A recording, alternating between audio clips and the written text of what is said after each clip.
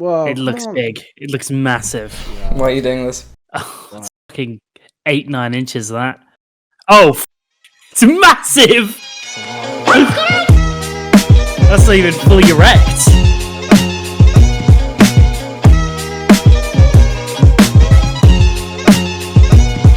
Okay, alright. Now that we've talked about sticking petrol up our noses, I figured that we would take some time to hang out and just look back on the good old days.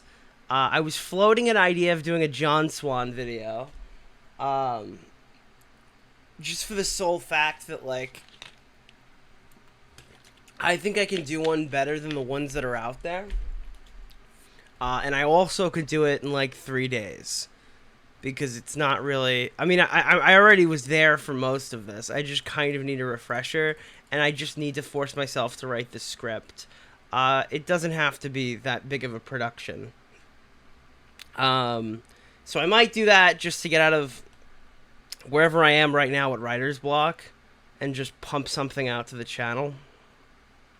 And I thought we could just go through and look at it today. Just have a nice 100 Thieves music enthusiast hangout session. Where is it? By the way, 100 Thieves just pumps out royalty-free shit in like a 12-year playlist. So I use it every stream. It's amazing. Even though I can technically use all my video tracks, that would be annoying. And I don't want to make like a... I can use them, but I would get struck if I made a playlist for them, I think. Well, not a playlist, but if I made like a 10-hour video. Yeah. Let me see. Your voice sounds different. Sick much? I'm actually in my COVID remission. No, I feel good. I don't know. It's anything to just put some stuff out. I want to go back and watch last year's shit, because I already know everything about this year's stuff. I'm sure everybody's super fucking stoked on oh god, Hopeless Peaches, that's funny. I'm sure everybody already knows like the lore of all the shit that's happened recently. I mean, it's everywhere. You can't really miss it. But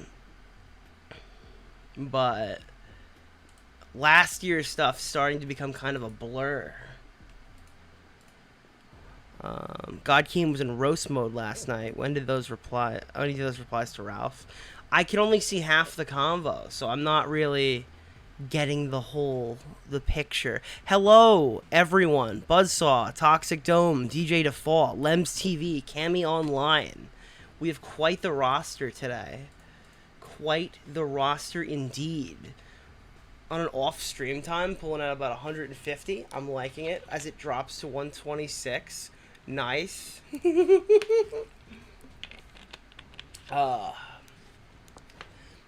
Opinions on the CRT and Keem interview. I begged Keem in DMs to do it, and I think he's gonna. Have you seen the H3H3 clip on After Hours? No. He did a whole clip about After Hours. Can you link it? Or is it something that was on After Hours that I didn't see? In which case, I mean, I probably don't care, because I probably already saw the clip.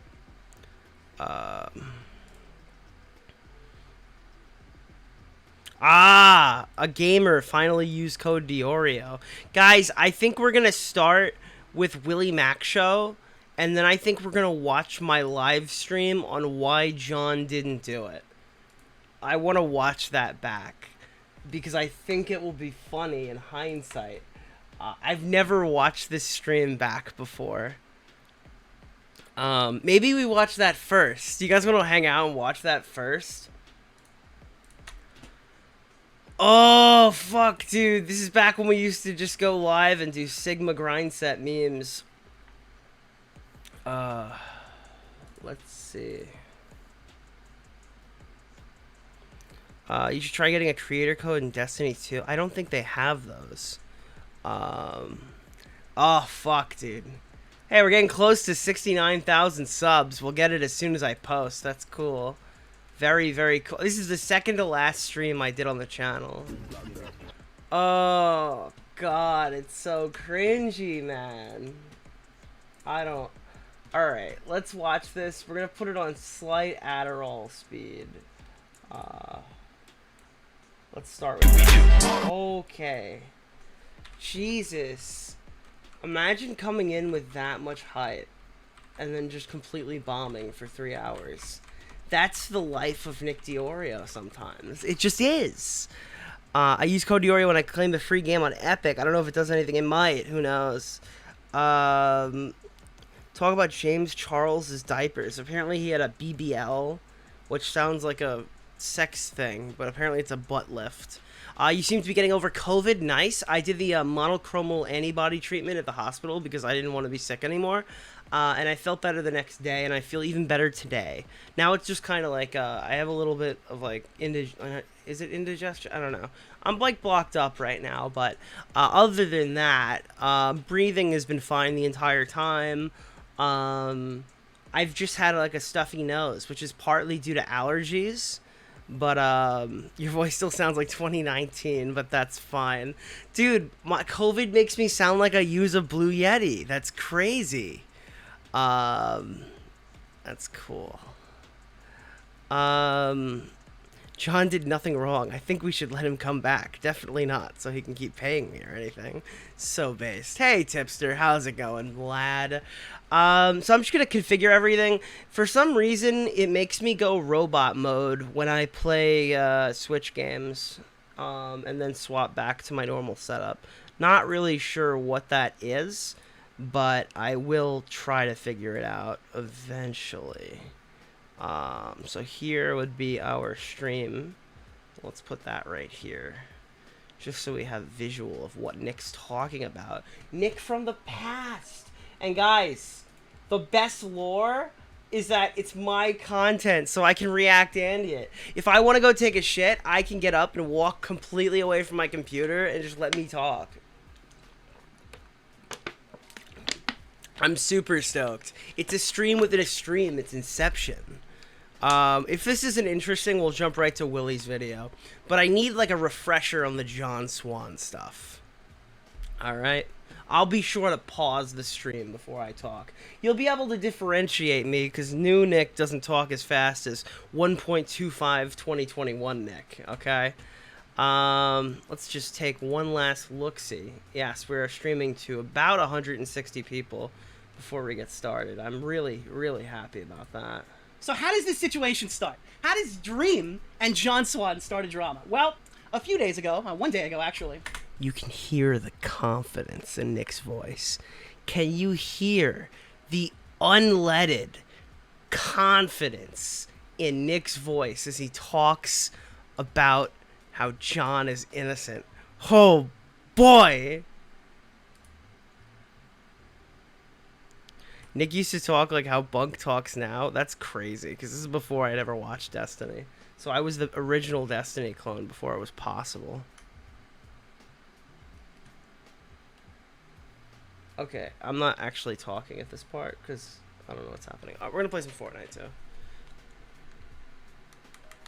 I'm back to my multitasking grind set. Am I muted? Like, why is it not? Now I'm back. Let me just pull my audio. I was muted. Oh, Jesus. That's embarrassing. Capture copy. Sorry about that. Now I'm back. There we go. I'm sorry. We're restarting this. I'm sorry. I'll cut this out of the VOD. So basically, Dream was taken to is a form Spoiler alert. There was never a VOD.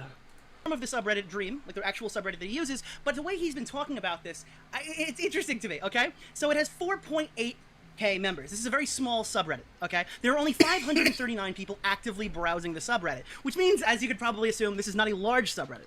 Whereas his critique was levied to John Swan, is why he blew it out of proportion. Dude, this is so weird. Why do I talk like that? It's just like me saying it 50 different ways of like how to explain the subreddit is not large. Guys, this is a very small subreddit. It doesn't have a lot of members, which means it's inherently smaller than the average subreddit. It wouldn't be considered a large subreddit by today's standards. Jesus Christ. So much. My question to Dream is why he's patrolling such a small subreddit to discuss some interesting drama details, okay? So, if I go through my account really quickly, I could find the post that we're talking about. I thought I had it loaded up, I guess I didn't. But my point being is this is a very small subreddit, okay? We have it. We do. Okay, so this is the post that started this entire situation. What a way to milk the drama. Jumping over to a tweet John Swan made, where he announces that there will be a video soon on Dream on Cordwit's channel. Now, I don't know if you guys know who Cordwit is. A video on Cordwit's channel. Now, no offense to the dude. I think he makes great videos, and I think I really enjoy doing my... Boy, did I sell Cordwit short here. But in my defense, he was like a 6K YouTuber. So announcing a Dream video on Cordwit's channel was like announcing a Dream video on... I don't know, dude. Just like a tiny... It was a tiny YouTuber. Cordwit wasn't like the Cordwit we know now, who gets like 500K bangers or million view videos. Back then, he wasn't that big. Collab with him. But Cordwit is a 12,000 sub YouTuber. Yeah. This is a guy, small YouTuber, okay? John Swan, what the fuck? Oh, John Swan announces that he's going to be making a video on Cordwit's channel.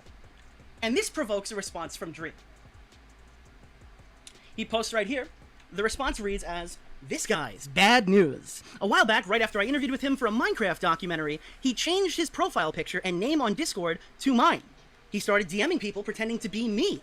He sent people the N-word and a lot of other stuff, as well as said sexual stuff while claiming that it was me, and giving his main Twitter to vouch, where he would then, from his main Twitter, vouch that it was me, and say that we were amazing friends, linking his documentary to prove it. As you know, if you guys don't know, John Swan has worked with Dream on a Minecraft documentary. That was the video he uploaded directly before the Susie Lou video that blew his channel up. But once confronted about it, very nicely given the circumstances, he said that his friend had hacked his account. Alright. First of all, this 100 Thieves music is way too annoying in my ears. I don't think we need it. So the lore is, like, I don't know if you guys remember this. There was, like, a Shot from the Point episode. Hey, thank you, Demon Delanova, for the 2 tier 1 subs. That's awesome. If you got one, please thank them. But yeah, there was one thing that was always peculiar to me. The Dream featured Minecraft documentary. It existed before Dream blew up to where he was. He was just like a large YouTuber. He wasn't like a giga YouTuber at that point. And we actually made fun of John before that documentary came out. Because we used to say that, like, John Swan was too much of a perfectionist. That type of channel would never get big. He was like a punchline on Tommy C's streams. We all laughed that, like, he's gonna go on from making this one video into making like a fucking Minecraft documentary that nobody's gonna care about, because who's gonna want to watch a Minecraft documentary? This was how John was viewed before he was a big YouTuber. So this is like, I believe he was like a 6K guy too. Everyone said it was a stupid project, a huge waste of time. And then in January, after the after the Minecraft documentary bombed, he then made that really good feature for Tro about Onision, which was really where his channel kickstarted. And he started to gain some notoriety. If you watch my videos from 2020, I believe it's 2020, maybe is it 2021 now? I gotta go check. Like, I had promoted John 3 separate times in a row before his Susie Lou video exploded. And it had to have been, in like the Shiloh videos. Yeah, it was 2020. So at this point, this Minecraft documentary was what didn't do numbers. It was actually quite terrible. And when that happened, that like started his big like rise over here. So he got involved with the Susie Lou story and blew up. And only after he posted like the Susie Lou video and the Chris Hansen video is when that Minecraft documentary popped the fuck off. That was what got it going. Before that, it was really just a waste of time. Let me see. There we go. Let's keep going. Hey, And Star. I didn't reply to him, I unfollowed him, and I don't think he's super fond of me since then. So that's Dream's response. As you could very clearly see, this situation 100% starts with Dream. 100% starts with Dream posting this comment about the situation on Reddit. This is something that I never understood at the time, and it's become a bit more obvious to me now that I know who Dream is and what he's really about. Like, I don't know why Dream was, even to this day, even if he was right, like micromanaging his image so low into the point where he's like talking about like a Reddit that had no viewers. It's just weird. I don't know if I would do that. I'm always like I guess I'm the opposite, where I don't want to talk to really anybody, and I want to like explicitly talk to other creators in the space. But like I can't imagine just looking, like, he obviously name searches himself and jumps onto every single like post. But imagine not only looking at your own subreddit, but like patrolling secondary subreddits to see what people are saying about you. To talk about this one guy you had a weird altercation with years ago. Well, not years ago. How long was it? About a year ago at this point.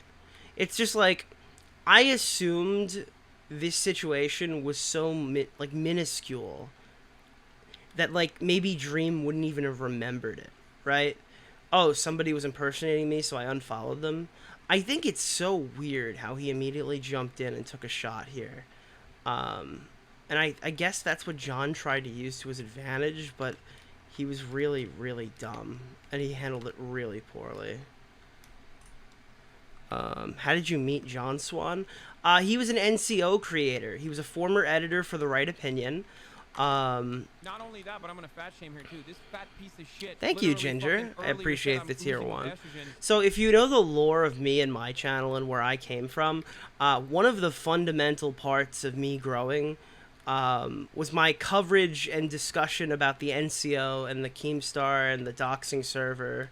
Not doxing server, and the doxing situation with like Zoom trying to go after Just Destiny, and how I kind of broke up that whole situation. John was in that chat. Like, that was where I met him.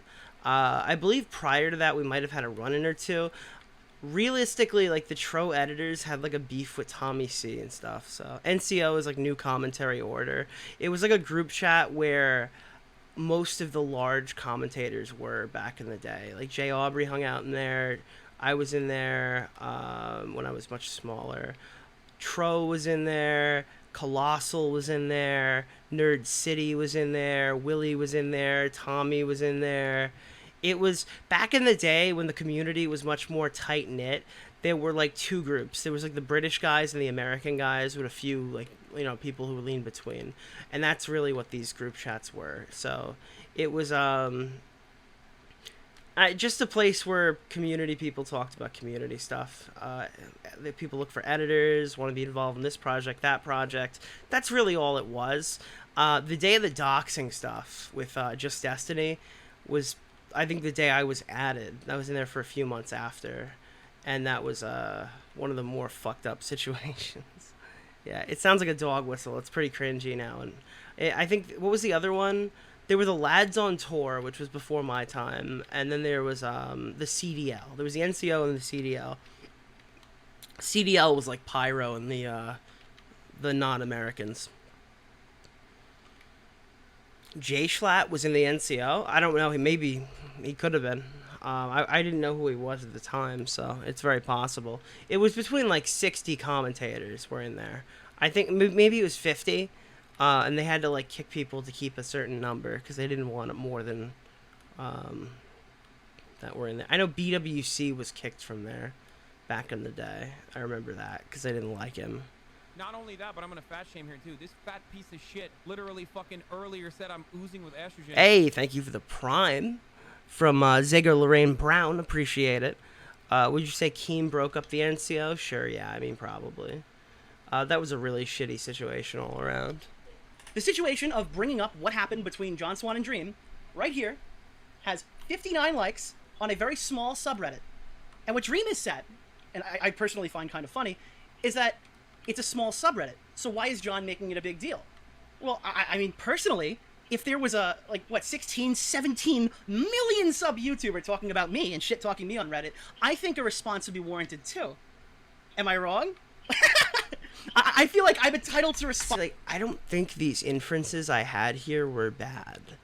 Like, I would agree with that. If I was placed in a position similar to that right now, going like, well, why would John care if I posted this on Reddit? I think it's more weird that Dream replied to this Reddit post than John made a big deal out of it. Because when a big guy says something on a small subreddit, that attracts attention.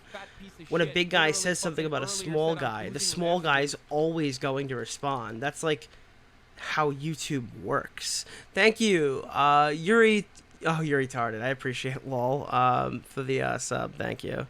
Cobra doesn't talk to John anymore, and I don't think anyone talks to John anymore. I think John still has that core group of 15-year-old friends. I remember the Dream stream when he suddenly said your name. Me too. I was in a call with John and Tom, I think, and like Augie and Blacks. That was the funniest thing ever.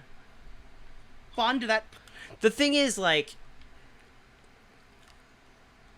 Dream obviously didn't have all the answers because he was wrong about me being involved in it. So when I saw that Dream said my name and like questioned whether I was involved with it, I thought Dream like, oh, this guy's fucking stupid, dude. This guy just tagged me in it. I know I didn't do anything. So obviously he's got no fucking clue what he's talking about. That was my response. And I think that's rational. When I see somebody make a huge mistake and accuse me of being involved with something I'm obviously not, well, I'm going to assume this guy has no idea what he's talking about. And that was another big factor in why I had the decisions that I did.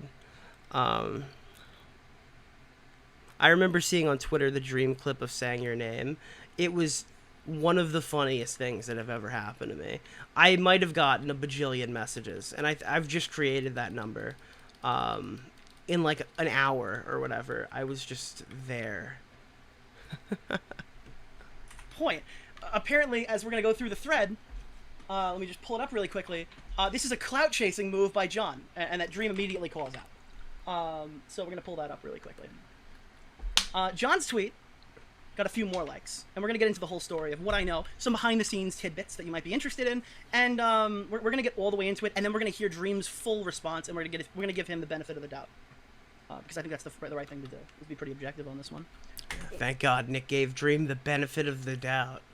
Fucking hell. Where is it? Did your name ever trend? It might have trended very briefly. I don't remember, but I know it wasn't like a long-lasting thing if it did. Was this a clout-chasing move by John, or did... I believe this is a panic move. I believe initially he did it to promote the video, which I think is fair. If a big YouTuber talks shit to you, own them back. Like, there's no way that, like... but again, if he knew he did it, and he knew it could be, like, it could catch up with him, maybe it was... I don't understand why he initially took a huge swing at Dream if it could have come back to bite him. That's just really stupid. I mean, you have to pick your battles in some capacity, but for the most part, after that initial burst, John was just lying every left, right, center way, just to try to prove that he was innocent when he wasn't. Like, it was just entirely trying to keep that lie going. How is John gonna... No, he can't. He's not gonna bounce back. Got it. Okay. Now here's the thread. You should be able to see it now. Dream has made accusations about me on Reddit to smear my credibility, so I will respond here in detail to ensure that everything is perfectly clear. Nothing really wrong with that one yet. Back probably a year ago, I was visiting some family friends. One of the guys I was talking to was much younger than me and wanted to know about YouTube and what I did to make my videos. Since I didn't have my PC with me, I logged into Discord on his laptop, showed him some things I had screenshotted and sent to other people. Before I left, I foolishly didn't log out of my account. He decided it would be a good idea to start trolling on my main account, on my account with his friends, and use an alt account as well as one of mine, as my account, to have conversations with about 3 different people. One was Harley TBS YT. He used an alt account, changed his name and profile pic to Dream, and started saying some really strange stuff. It was like a 12-year-old humor. I was told the N-word was said, but I've seen no evidence of that, but I did find convos about a Minecraft sex mod and other weird shit. As soon as I found out about it, I logged out of my Discord on all accounts, called up the parents of the guy involved, I spoke to him and explained to him how this stuff could have great impacts on other people. Tom thinks he can bounce back. Yeah, Tom... One of the things with Tom is he can drone on and just make content. Like, he's somebody who was able to be the most hated person online for the month and make 15 videos and come back. if Tom's saying that John could come back from this, I just think that Tom has a fundamental misunderstanding of who John is as a person and why he's been unable to replicate Tom's success. I don't think John can live as somebody who's hated online and still publish content the way that he wants to. Thank you very much, handsome good boy. I think Tom has to have a fundamental misunderstanding of John. I think that, like, if he knew John well, he would know that John isn't going to be able to bounce back and just post a bunch of videos, get ratioed, and get 20k views until one day his video manages to get a bit more than that. I don't think John has that in him. I don't think I have that in me either. I think he miscalculates pretty hard there on who'd be able to handle that.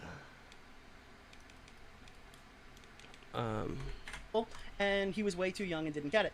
But I did get him to change the account back and seize his conversations. As far as I know, he only messaged one person as Dream, that being Harley, since he was the only person that he was engaging with at the time. That context of the situation, which I explained to Dream a bit in less detail, really fucked up that he would try to twist it like this. There was no vouching on my main Twitter as well. That's just a lying didn't happen. It was exclusively Discord. To present the story that this was some big thing where I would message multiple people as Dream to try to ruin him is categorically untrue and shows his true character. Testimony from the person who took the information from Dream. Harley TBS comes out in support of John Swan, and then he makes a video talking a bit more, which prompts a situation from Dream where he responds. He says, "I'm really not sure why you brought this to Twitter in a response post on a random subreddit on a comment with 20 likes, but I could assume it's just for attention. I will reply anyway, because though you're being unreasonable, I said in the Reddit post that you claimed it wasn't you. All this thread does is claim that it wasn't you. Here's the exact DMs between us." Did you get my sub? I have a question. Handsome good boy. It just said tier 1. It didn't give me an actual question. So if you post it, I'll read it. Were Cobra and the Right Opinion the only other ones that knew John Swan did this as well as Cobra? Again, I can run you through what I remember. So there was a situation. I think we were done. At this point, we were just like tired of everyone telling us that that John had did it. I believe it was like mostly Keemstar. Dream said he had all the answers. So Keemstar and Dream must have definitely known at this time. I get a phone call from Turkey Tom. Now, on Tom's end of this conversation, he's talking to Slacker TV and I guess one of his other friends. I don't know who else was in the call. But Slacker's like, "Hey, dude, I have this screenshot from Tro that can prove that that he knows that John did it, okay?" And then Tom goes, "Oh." So Slacker TV says, "You can't screenshot it, though, or give it to anybody or anything like that." So Tom, forgetting that he's screen sharing, takes the the screenshot that Slacker sent in Discord, puts it into his browser, right-clicks it, and save as right in front of Slacker. And Slacker's like, "Dude, what the fuck? I said you couldn't do that." And then Tom laughed and just left the fucking call. And he's like, "Yeah, dude, I have to go to the bathroom." And he called me. So I get in a call with Tom now. And he's like, "Dude, I know the answer. John did it." And I'm like, "All right, whatever, bro. Ugh, God, just tell me what happened." Because I assume at this point, if Tom's coming to tell me that John lied, I trust Tom.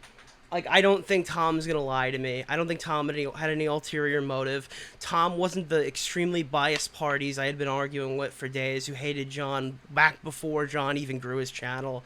Tom was just somebody who was going to tell me as it was. So he pointed me in the direction of Tro, and apparently Tro had a WhatsApp confession from John that said he did it, but he wasn't going to give it out. So I, in this 3-hour span, just said, I'm going to call John Swan, and I'm going to tell him that I've acquired this confession that I didn't have. So I called John, I told him I had the confession, I told him he's fucked, I just want to hear it from him that he did it.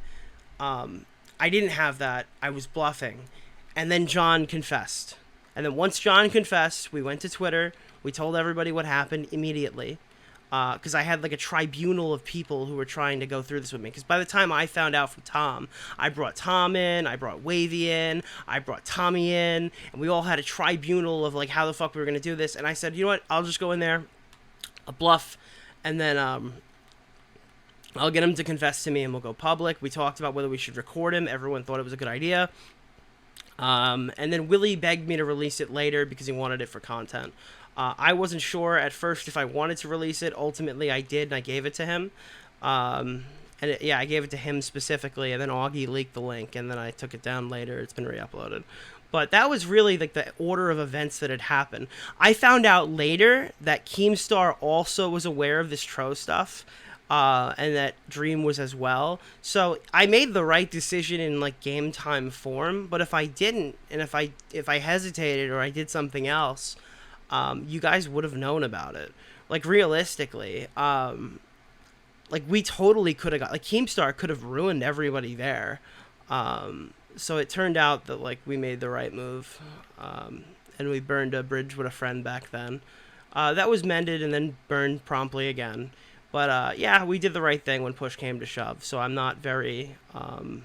I don't have any regrets really with that situation. I did go to Clown Court though, because Clown disagreed with me releasing the call. And to be fair, I'm not bashing Clown. I think it's justified. And I think it's justified in such a manner that, like, John wasn't disagreeing with me when I dropped the call. I published that John Swan lied. I had evidence that John lied. I didn't necessarily ever really have to... What the fuck are you, bro? Whoa! I didn't ever really have to do anything about it, because if John was, like, arguing, it's a different story. Whoa. But he wasn't. He was just kind of taking it. So I probably didn't have to release the call. Alright, what do we got here? Do you think John should stick with editing? Yeah, I mean, sure. I think that John should go to college. That might be a bit brutal, but I don't think he's got the nuts to play in this game. Right before John admitted about lying to Dream, we were supposed to drop merch, and I remember being so confused when he ghosted me for 2 days after when the drop was going to happen, and then all of this came out. So I had heard that Psych Draws was working with John on merch, and it was a big deal, and I was really happy for them. And then all this stuff happened with John, so I went around, and I told everybody to commission Psych for, like, the next month, and tried to get her as much money as possible, because I felt like she was losing out, like, hella much on all the brand shit. I remember that. I was like, yo, Tipster, you should get a Psych Draws one. Yo, Dr. Skipper, you should get a Psych Draws one. What else is in here? Did you get myself? I have a question. Oh, okay. You're banned from chat. Cool. Yeah, you have to pay a lot more than one sub to get any reference to that guy.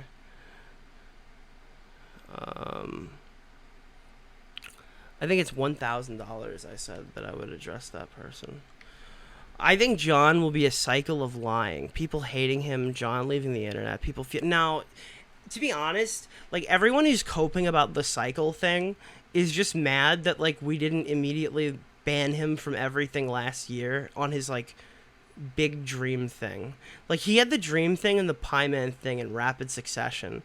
I think we've given a lot of people a lot more leeway when it comes to doing dramas and stuff like that. Nobody ever gets hit once and then kicked out forever on a situation like lying to Dream. It's the fact that he's created, like, this huge pattern of behavior now over an entire 1 year span where he was told all the right things that he needed to do to succeed and then refused to do them. John doesn't have a way to regain status in this community. No one's going to work with him again. There's nothing you can say there that will explain a way that I could see myself working with him again after this. It's just somebody who's, to be honest, like, I still don't like the diagnosing thing, but at least now I think I could fucking stomach somebody getting on stream and calling him like a schizo or a sociopath. Because it doesn't make any sense why he bets his entire career on Discord loser children. Like, none of these people are even, like, half of them aren't even worth the conversation, let alone betting your entire career on them. There's no explanation that I would sit here and be like, oh, okay, I get why John risked it all on this Cammy thing. It's just insanity. And there's just nothing there to go forward with.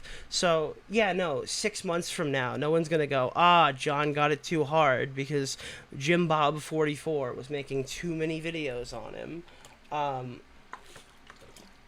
John Swan went in the background claimed he was doing a bunch of stuff he wasn't. He apparently got me in a call and showed me this Pie Man thing and said that he was being like mischaracterized and he just wanted everything to end and he wanted to make sure everything was like correct and all this stuff and he wanted to move on from the situation. And then he apparently was jumping into other Discord calls being like, guys, I got him. We're going to crush Pie Man.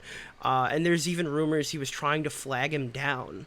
So like John wasn't just lying to me in drama. John was lying to me in his, like, rehabilitation back into the community and being a schizo on the side. That's crazy, dude. What am I supposed to think there? Yeah, I remember someone said, like, John was talking shit about me during that whole drama with that random kid Discord server or whatever. What was it? It was, fucking Northern Dingo or the drug addict that went on Shot from the Point. I don't fucking know, dude. I don't care if someone's talking shit. I talk shit about fucking everybody. You're allowed to talk shit about me. Like, I talk shit about Blacks talk shit about me. I talk shit about Augie talks shit about me. Like, we're all friends here. We all work together. I don't care if you're talking shit. I don't care if John's talking shit. What I do care about is if John calls me and says he genuinely feels bad about X, Y, and Z, and then I hear him in a call for fucking, like, hours later where he's in a totally different tone talking about how he's gonna fucking destroy Pie Man. Yeah, it's delusion. It's delusion. It's unhinged. Let me catch up because I was just ranting for a while.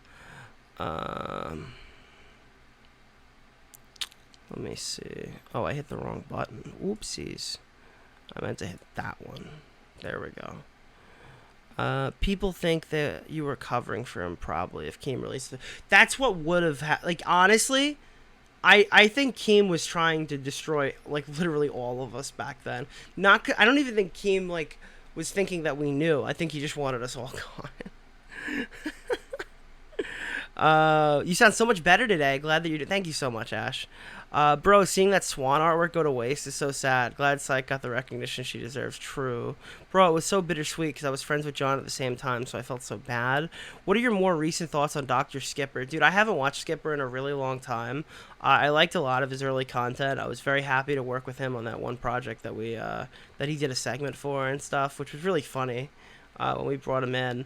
I don't know how involved he is with all this John Swan stuff. I was supposed to meet him later this year with John in New York, which I assume is not going to happen now. I don't think but even then when I was supposed to meet him, I had never spoke to Skipper about it. I had spoken to John, who said that Skipper was going to be there. So I don't know really much with Skipper. I mean, I still like his style, but I just haven't been really engaging with that kind of content. I would be upset if he was involved with a lot of the gay ops, but yeah.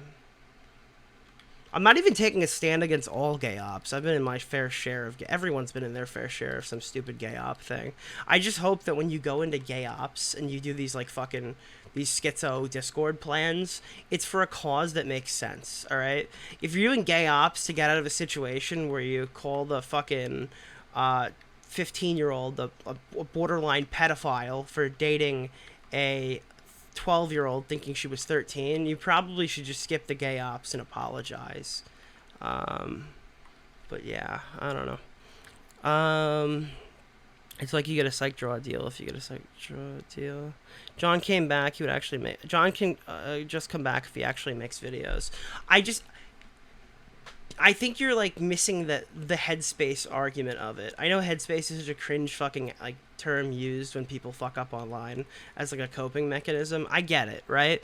But I don't think John Swan, who was really not happy with his videos that he was posting after he came back, like, John went from getting 2 million views a video to 20,000 views a video. If you don't think that's like a fucking morale destroyer, you have no idea, okay? Because most people in the chat would just go, oh, 20,000 views? That's so awesome, dude. That's so many people. And that's what I would have said. Honestly, like, for me, 100,000 views or 1 million views, I'm usually happy. I just want 100,000. That's really what I ask for. If I started getting 1,000 views on my videos total on my main channel, I would fucking quit YouTube. I would absolutely quit YouTube. If my channel looked like TwizFizz's analytics, I would not fucking put myself on the line out here and spend any time making fucking content. I would do something else. I would focus on like a job or something outside of here. If I was a full-time YouTuber looking at TwizFizz's numbers, right, I would fucking like end it all. I delete my channel. I don't think John can stomach what he would have to do to become Tom, where he comes back, makes like 19 videos that all bomb statistically, just to end up in the good graces of YouTube when people are just happy you're back, and then suddenly the dislikes go away, and now you're making like 400, 500, 600, 700, 1 million view videos. And that's what he has to do. He has to go publicly execute himself for a couple of months, spend a shitload of time making videos, because keep in mind, John doesn't make daily content. John's going to have to spend months working on videos that he knows are going to fail. I don't think John has the temperament to do that. I don't think he can do it, if that makes sense. Jocko had calls that were recorded for a year, apparently, yeah. We need a ban on Australian commentator. True. We need a ban on non-American people. You're welcome, Ashes. Thank you. I think I answered that question. Skipper was a mastermind. Skipper planned it all. Kind of sketchy. I like Skipper. Hello, Nicholas DeOrio, a.k.a. Nicholas DeOrio. Hey! Cordwit! Yo, I'm watching back this video that I did on the John stuff back when you were small, and I was like, dude, John announced he's going to release a video on the Cordwit channel, which, like, is, like, significantly smaller than John's main channel. And now I think you're, like, way bigger than him in terms of numbers and views over the last 2 years. It's so funny how things work like that. It's like following the stream. You were just like massive. It's weird looking back on old shit. Let's see. That makes me admire Tom for the grind. Dude, Tom is one of the most awesome fucking people online. For no other reason that he was, again, he fucked up a story royally butchered a story in 2021. Was it 21? Yeah, it was 21. In December, he hits me up and he goes, I need to pause the podcast. I need a mental health break. I'm going to stockpile content and I'm going to come back. And then this 19-year-old kid in his like first semester of college stood against literally all odds, rebuilt his career, started Tom Dark. I assumedly did a bunch of Adderall. I don't know if that's true, but fucking started making a bajillion fucking dollars, bought a car, got some stuffed animals, and is now the biggest guy in the community. Late 2020. Yeah, this guy did all that shit as a stupid kid. The craziest part out of all of this is that when I joined the community, like I started making videos when I was 21. I don't know how I don't think I could have done it. If I was a fucking 18-year-old kid in Tom's position, I probably would have failed. I wouldn't have been able to come back. That's why Tom's so fucking cool.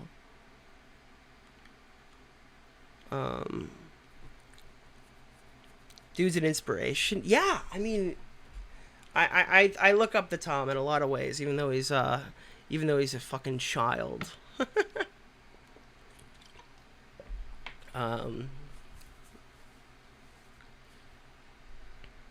And to be honest, like, I was talking to that guy, and the guy was calling me. He was telling me, like, dude, I think I'm gonna quit. I think I'm gonna quit. I think I'm gonna quit. So to see him be where he is right now, dude, he's awesome. He's a real inspiration. Did Fortnite get another graphics update? I'm on Series X. I don't know why. Every video I see, it looks like dog shit. But when I'm on Series X, it looks great. So I think there's like a different set of graphics for the consoles compared to even... Maybe, I don't know if it looks as good on PC. But I know like all the old gen consoles look like shit. Dog, if John could have stockpiled videos during his controversy instead of just doing nothing, he'd be a million sub YouTuber. Yes! And you know what? John couldn't do it. He tried. Dude, he tried so hard. He made that video on that fucking dead streaming service. He made that video on, he made that Chris Hansen video when he came back. He made, dude, they're so forgettable. He made like 3 videos. I don't even remember what they were. Then he was making a video on Isabella Janke, and someone tipped him off that Tom was making one, so he went into like maximum overdrive just to pull some viewers off the trending topic. And everyone told him that he tried to steal Tom's video. That's such an unfair If I was John, I would have done the same fucking thing. If I knew another commentary video was being made on the same topic, I would have fucking tried to get in there and just like eat off the algorithm there. I don't know. I don't think that was that bad. They act like it's a cardinal sin, like John was going to steal the views from Tom, when in reality Tom's video is destined to succeed anyway, because it's literally down his fucking wheelhouse. But I do think it was funny when we were about to get to the best part of John's video, and he's like, these were too gruesome to read, I'm actually not going to. And I'm like, all right, so I'm going to click off this video and go watch the Tom one, where he talks about like all the stuff you actually wanted to hear. Hunter Bolt action, cool. Rip Mixer, it was Mixer, yeah. His version sucked though. Tom got 1 million views. Yeah, I mean, like, literally, dude. Tom's greatest achievement online. This is becoming a Tom stream. Tom's greatest achievement online was making an entire response video to Storytime animators, and then somehow leaving out that he called the girl. So like, alright, there was a girl who had, like, image problems, and he implied that she should, like, fucking eat less food if she's being such a bitch about it. But he left out the part where he called her the Michelin Man on Twitter. And and he got so much shit for that. It was so funny. Dude, where is that? Wait, where is Turkey Tom just bashing the shit out of that girl? I'm actually gonna jump to that right now because it's unironically the funniest fucking thing ever.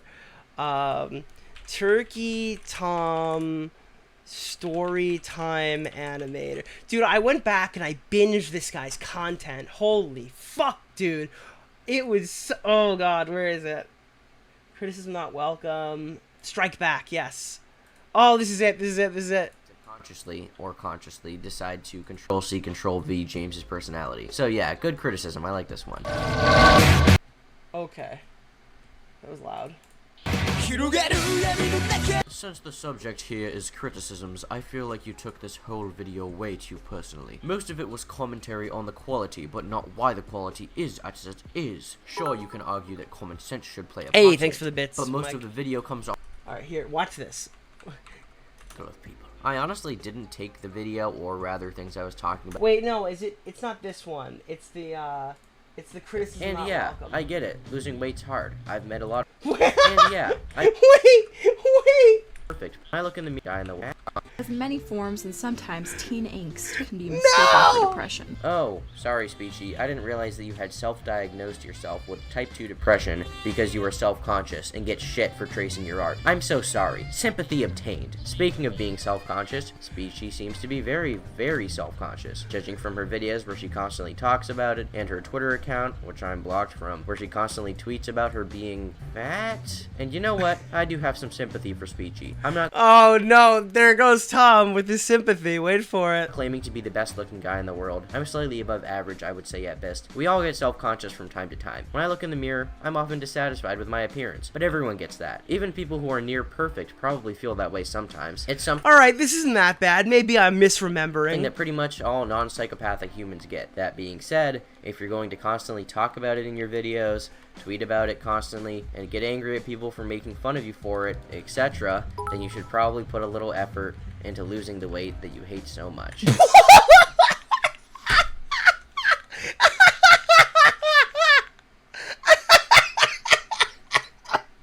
He's gonna kill me. Why would you... I can't...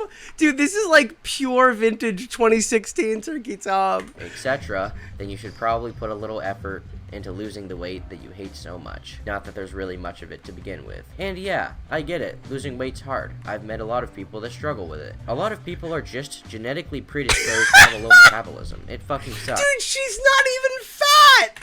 And for that, I do have some sympathy for Speechy and how she has body image issues. But once again, I feel like if you're gonna constantly talk about and complain and whine and talk about and complain and whine and talk about and complain and bitch and moan and whine, then you should probably do a little more to fix the issue. As for Speechy not being able to take criticism, I can't, dude. Dude, I fucking love vintage Tom. But dude, the videos exposing Tom for this clip were just as funny, bro. Hold on, wait, can I want to find the moral F slur guy who got really fucking mad about it. Oh wait. saw about me because he comes off like a jackass who doesn't know. Oh wait, I mean you. Where's the Michelin Man tweet? That has to be over here too. Oh, it's. But you're not a turd. Not that's Keemstar. Whose video was this?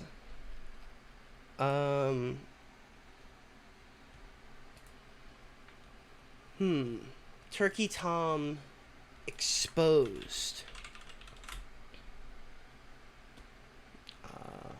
Everything wrong about the animation community. Block report. Even though her channel itself. Ah, woman. Okay. Let's see. Content nuke Turkey Tom, a legacy of failure. There's a lot of Turkey Tom. No, it wasn't Bonza. It definitely wasn't Bonza. But he did delete his channel. Can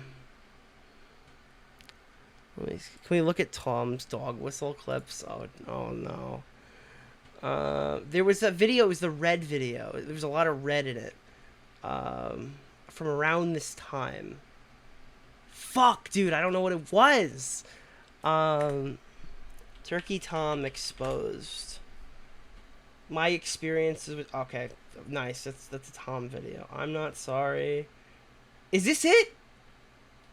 Is this it? So it looks pretty.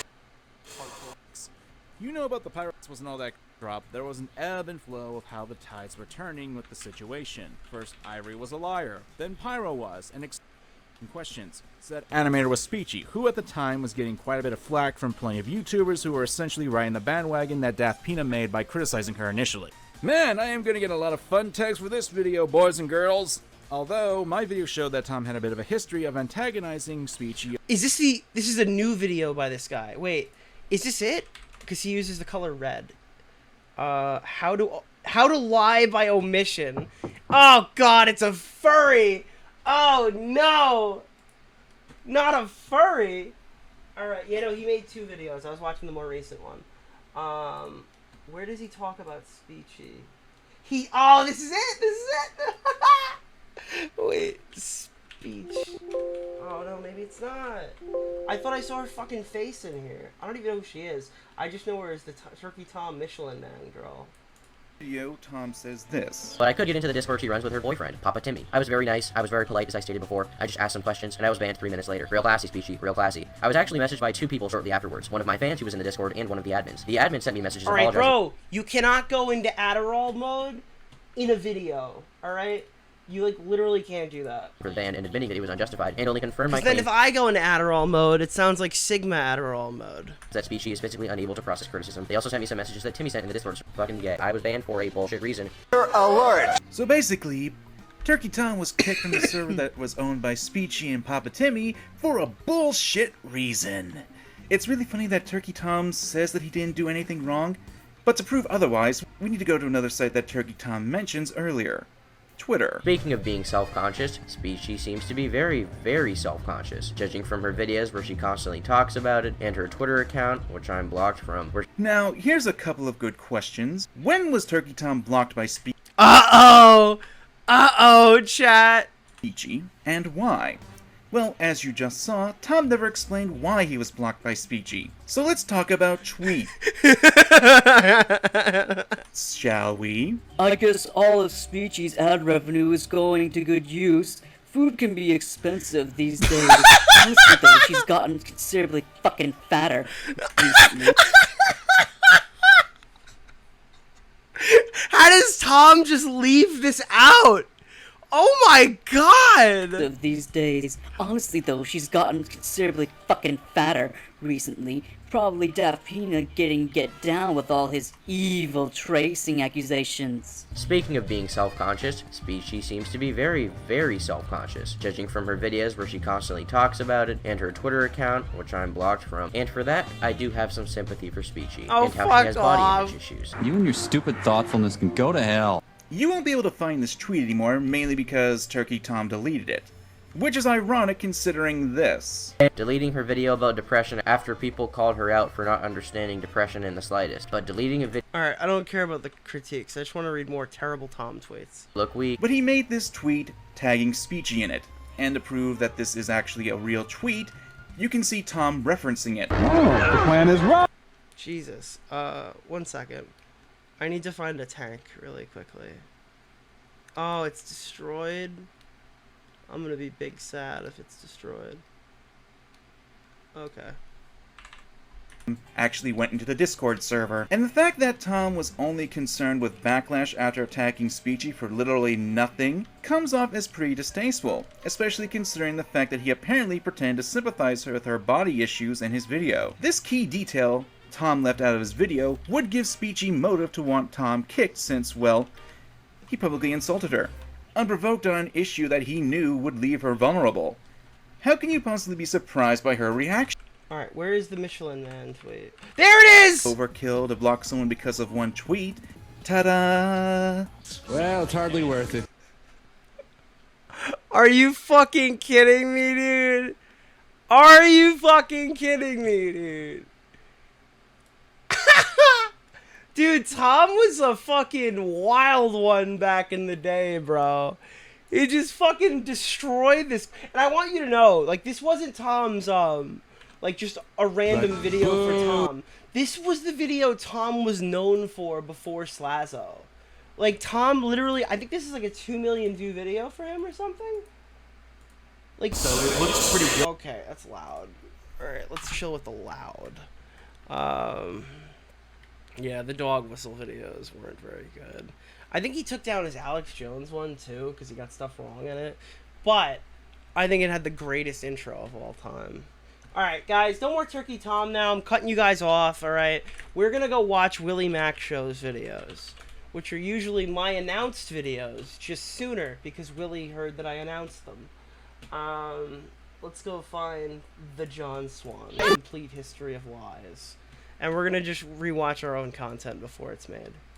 Did anyone ever expect this stupid, inconsequential drama to get to career-ending heights? Let's recap. Dream is a Minecraft YouTuber and one of the fastest growing creators on the site. He's kinda got the Jake Paul thing going on where he and his fans are really easy to goof on, but unlike Jake Paul, he's not very controversial. Oh, yeah, there you go. There you go.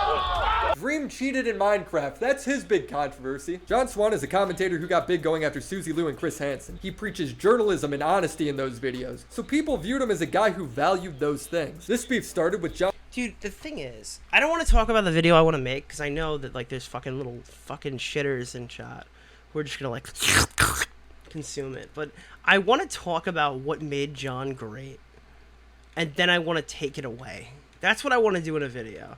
I want to explain why John was so lucky, why, like, all the shit that he did was, like, impossible for the average person, and then I want to explain what he gave away. I think that's what would make a good video. Because there's no video like that. There's just videos telling everybody what he did wrong. And that's fine. But, like, there's no value, right? There's no, like, it doesn't feel like there's any stakes. I want to explain the stakes. On tweeting, Dream has made accusations about me on Reddit to try and smear my credibility, so I will be responding here in detail to ensure that everything is perfectly clear. Dream, who heard John was making a video with Cordwood, had posted to Reddit and complained about his personal experience with John. But the real question is, how the hell do they know each other? This is like a Flintstones Deadpool crossover. How? Why? This links back to John's Minecraft documentary that he made back in 2019. I guess he interviewed Dream in it. Now let's get into the drama. It is beautiful. Dude, I wish I could find us talking about John's Minecraft documentary. If I could find that right now, I was just shitting on him from before we really knew him, that would be so funny. Stupid. On Reddit, Dream accused John of impersonating him and sending the N-word and weird messages about a Minecraft sex mod to Harley. Harley is an underage commentator who's a fan of Dream and John. Harley is an underage commentator. Jesus, Willie, laying it on thick, bro. Accusing John of trolling. I hardly find that as an attempt to smear his credibility, but however John wants to frame it, whatever. I want to point out that Dream's Reddit post only had 20 likes when John blew it up, so when Dream makes the accusation that John is blowing it up for Twitter clout, I tend to agree with him. John is bragging about how much he's growing from this situation, but people keep telling me, Dream. This guy can't do anything without nobody seeing it. I know, but maybe he doesn't know that, man. I'm confused. I doubt it. I doubt it. Well, guess what? The Reddit post still only has 90 likes, and John's tweet is what blew this up. His initial tweet talking shit is why Dream posted in the first place. But more importantly, the stakes were being... Jesus! You know what's funny? And I wish Willie said it. So, John's Reddit post... I'm sorry, Dream's Reddit post had 90 likes on it when when Willie uploaded the video. And the Reddit post on the same sub about John's tweet has more upvotes than Dream's initial one. That's actually kind of big. And I'm also not showing this on screen, so you actually have no idea what I'm talking about. But I fixed it, so... Initial tweet talking shit is why Dream posted in the first place. But more importantly, the stakes were being raised. John claimed that Dream was trying to smear him, and Dream claimed that John was lying. It became a drama about credibility and character, and information came out in support of both sides. I don't really want to go through all of the DMs. All you need to know is that the information is circumstantial. It could really go either way. So people started to go through their past controversies. Dream lying about his Minecraft speedrun popped up several times. He's already lied once. I think they're both in the same exact boat. Oh, the guy did cheat in Minecraft. Who knows what he's capable of? John, however, no. That was a little cope. But our friend.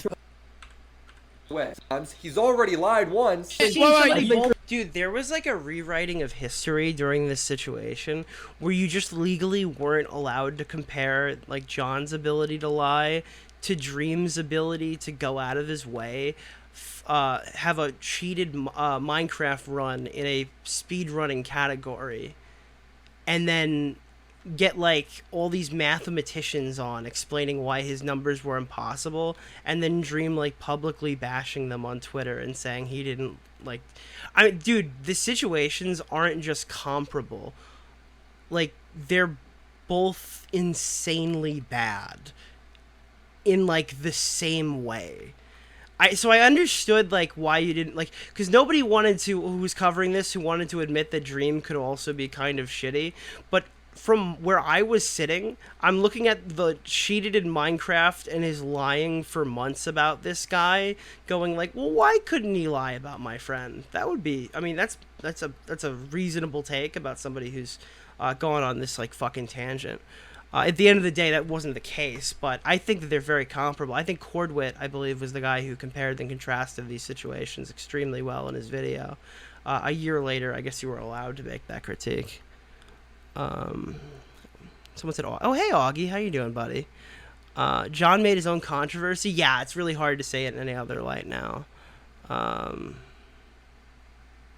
To be fair to Dream, according to Carl Jobs, who was pretty credible, it looked like Dream was telling the truth. I don't know. I remember there were legitimate mathematicians looking into the luck of that run, saying it was like physically fucking impossible. I remember watching one of those on stream back in the day, and it was interesting that we were watching a math video on stream. It was pretty widely accepted by everybody that he lied.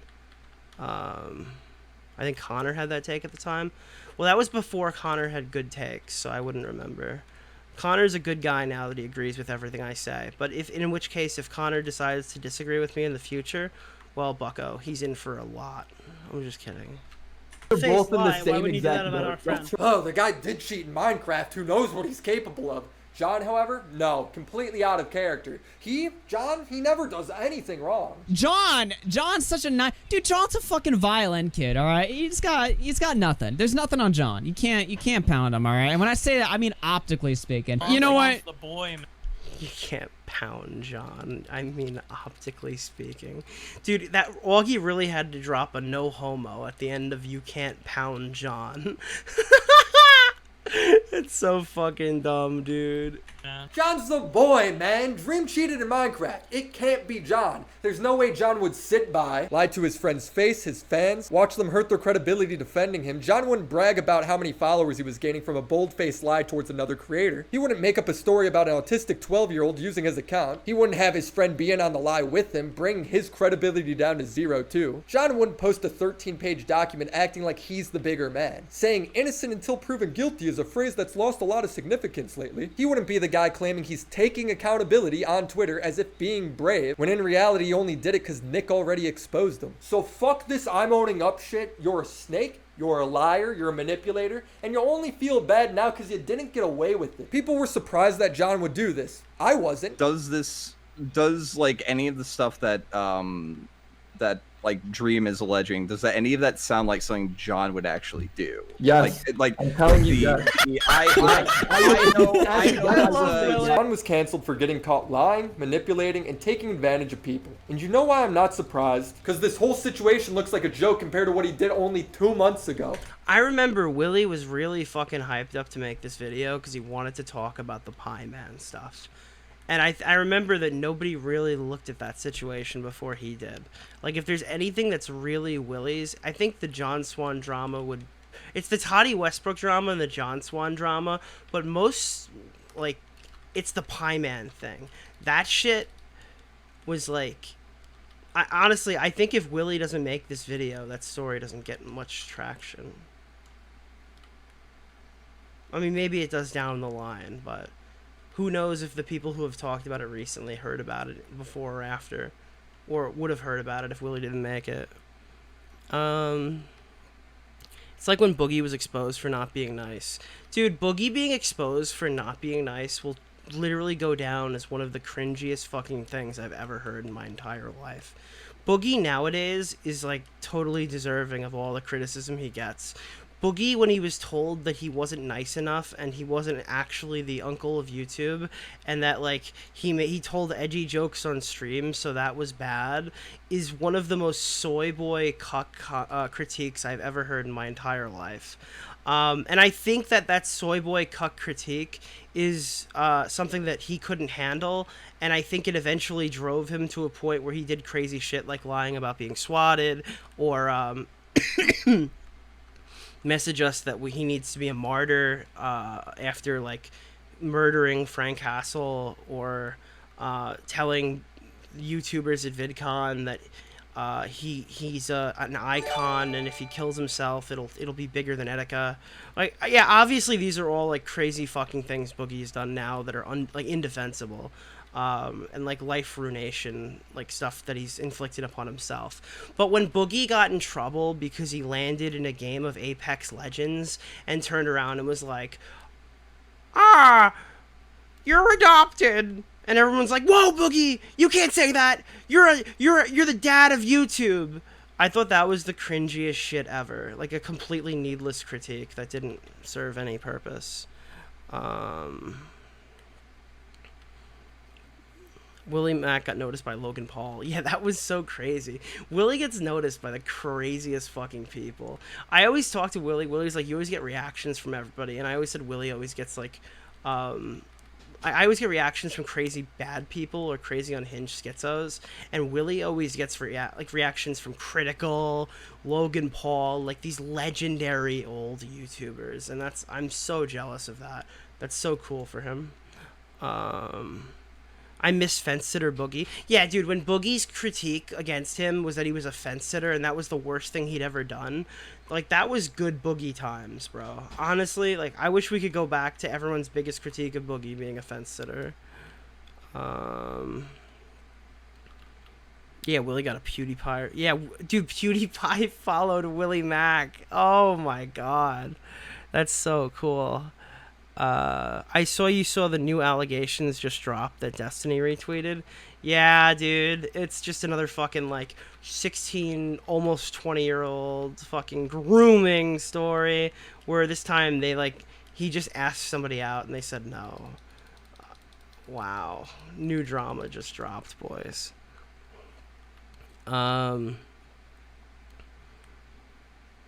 Is it sad to say Boogie was justified in the shooting? You're never justified in a warning shot. No, I don't think he's justified to do what he did. I think if he intended to kill Frank, he should have...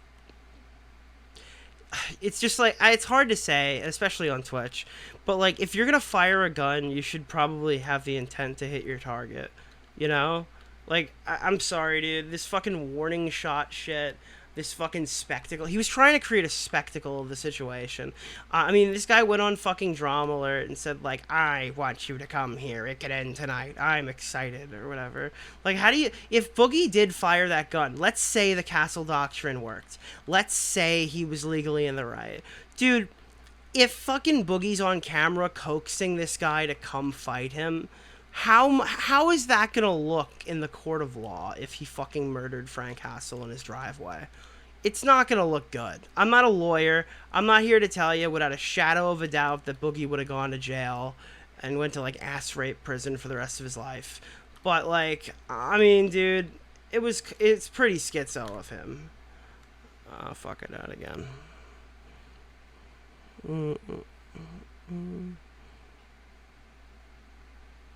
Yeah.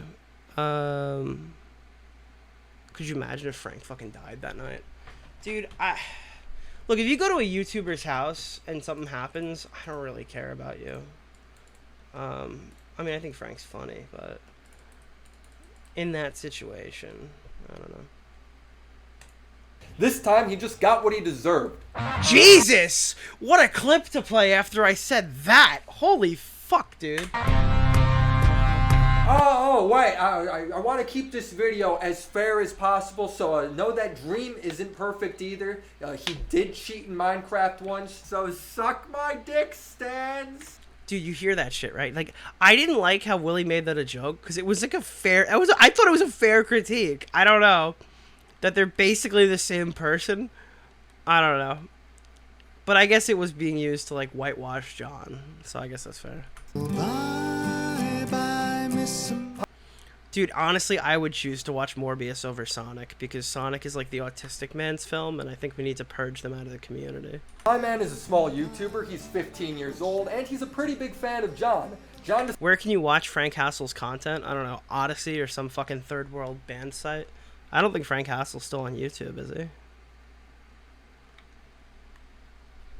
Decided to insinuate that Pie Man is a pedophile because he sent a cringy, flirty message to a 12-year-old. Again, Pie Man's only 15. John was making tweets such as, why did no one ask the age? You have a self-possessed IQ of 150 and you didn't think to ask the age of the girl you were flirting with in a sexual manner? Wow, that's crazy, John. It's as if the kid is only 15. Why would he ask the age? That's still messed up, LMAO. You're still not helping yourself. No. Leave the internet. Now, if you know Pie Man, he's very open with the fact that he struggles with some social issues. Most, if not all my, close friends are people online. John knew that and was still posting things like, how can you control that? Step 1 is to remove yourself from the internet to ensure that you will not fall guilty to the same urges again. Remember, you were being turned on by a literal child. I hate that. You're gonna be succumbing to urges.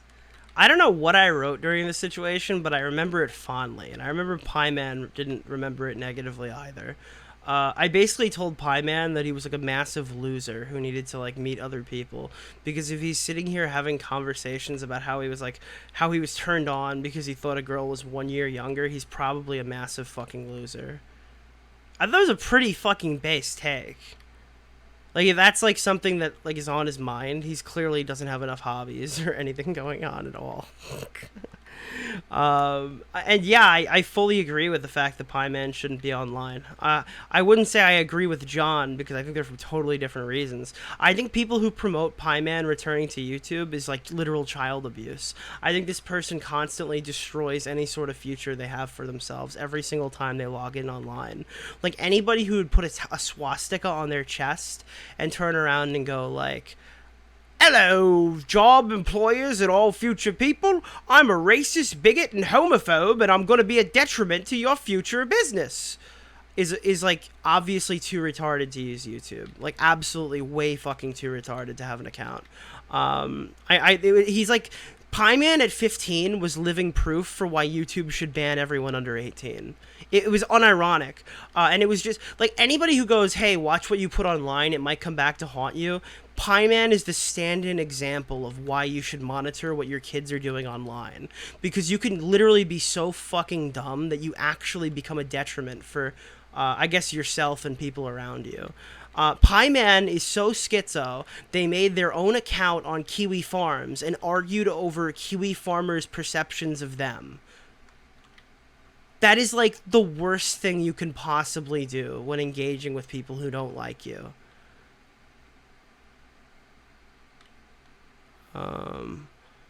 Like, yeah, this person just shouldn't be online. Is it because Pieman said that, like, they were more turned on because they thought a girl was a year younger? No. It is, like, a sense of you should go touch some fucking grass. If you think that, it's just a weird thing. But it's also a kid, so it's understandable. Pieman's not a grown man. He has no idea what's going on. But yeah, I don't know, dude. It's just, I think there's a lot of encouraging of people who are just going to go out and, like, destroy themselves again publicly.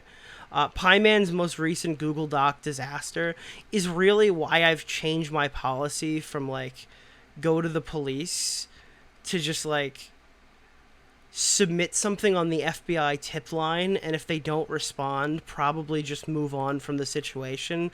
You've done all you can. That's my new, like, tagline, because some of these kids are so fucking retarded, they can't even compile things into a Google document correctly. Like, if you're Pieman, and you're interacting with these kinds of things at, like, fucking 16...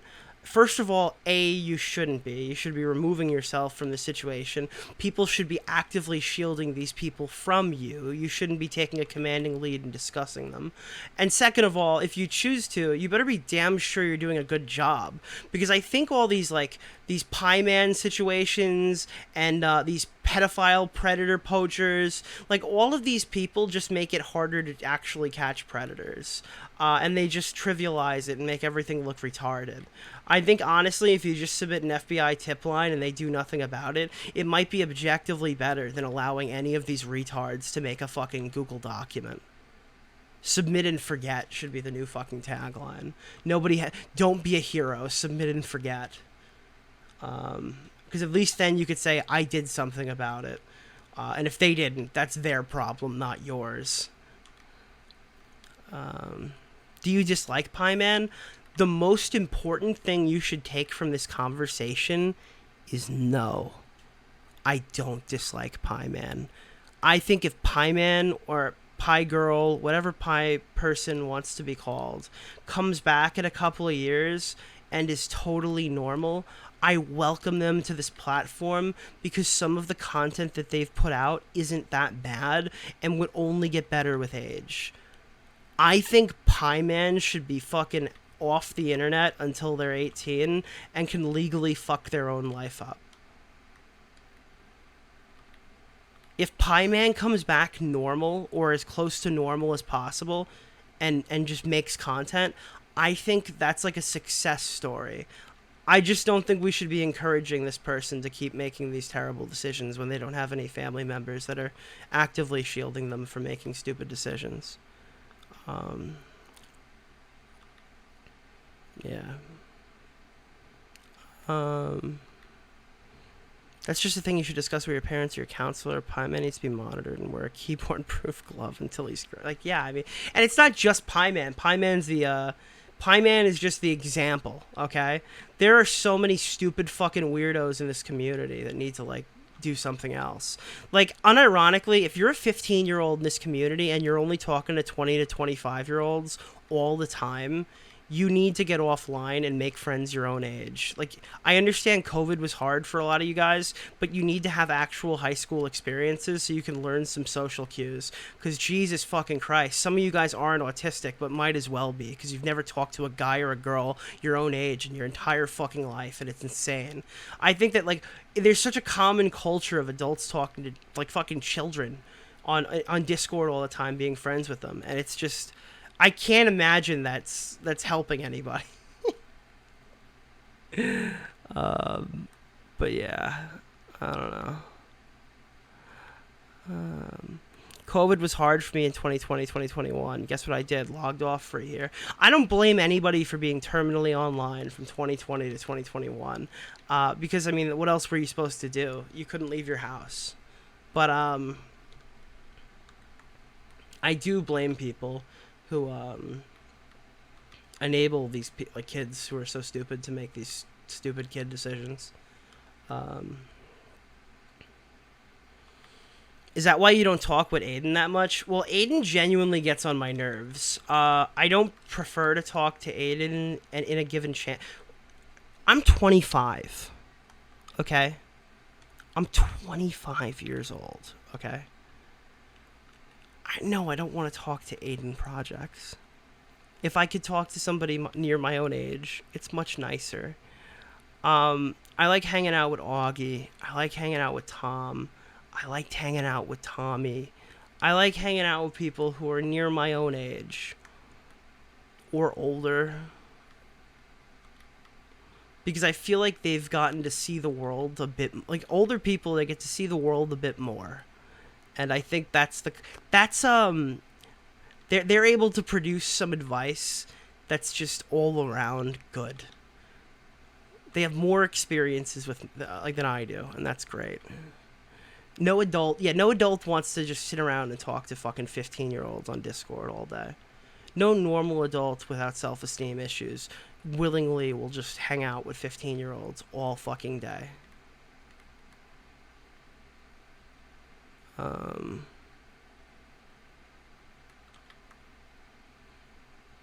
Yeah. Let me keep going. He is a literal child. They're both children. 12 and 15 isn't predatory. They're both going through puberty. Step 2 is to get some sort of therapy or help, because this can't go on, dude. This was messed up from John. The kid was getting a lot of shit and was unironically getting called a pedophile by John's followers. I thought John realized he was making a mistake when he... You know, Willie was charitable in this video, looking back on it. So Willie says that John's followers were calling Pie Man a pedophile and that John insinuated Pie Man was a pedophile, both of which are true. I think that's fair. I think when people were saying that John explicitly called Pie Man a pedophile, I think that was wrong. But people were just doing it anyway to dogpile. But Willie's actually pretty charitable. Deleted all of his Pie Man tweets. I even DM'd him. Did you see Jim talking about John on his roundups? Please send that to me. Please link me a timestamp. I didn't know Jim talked about John.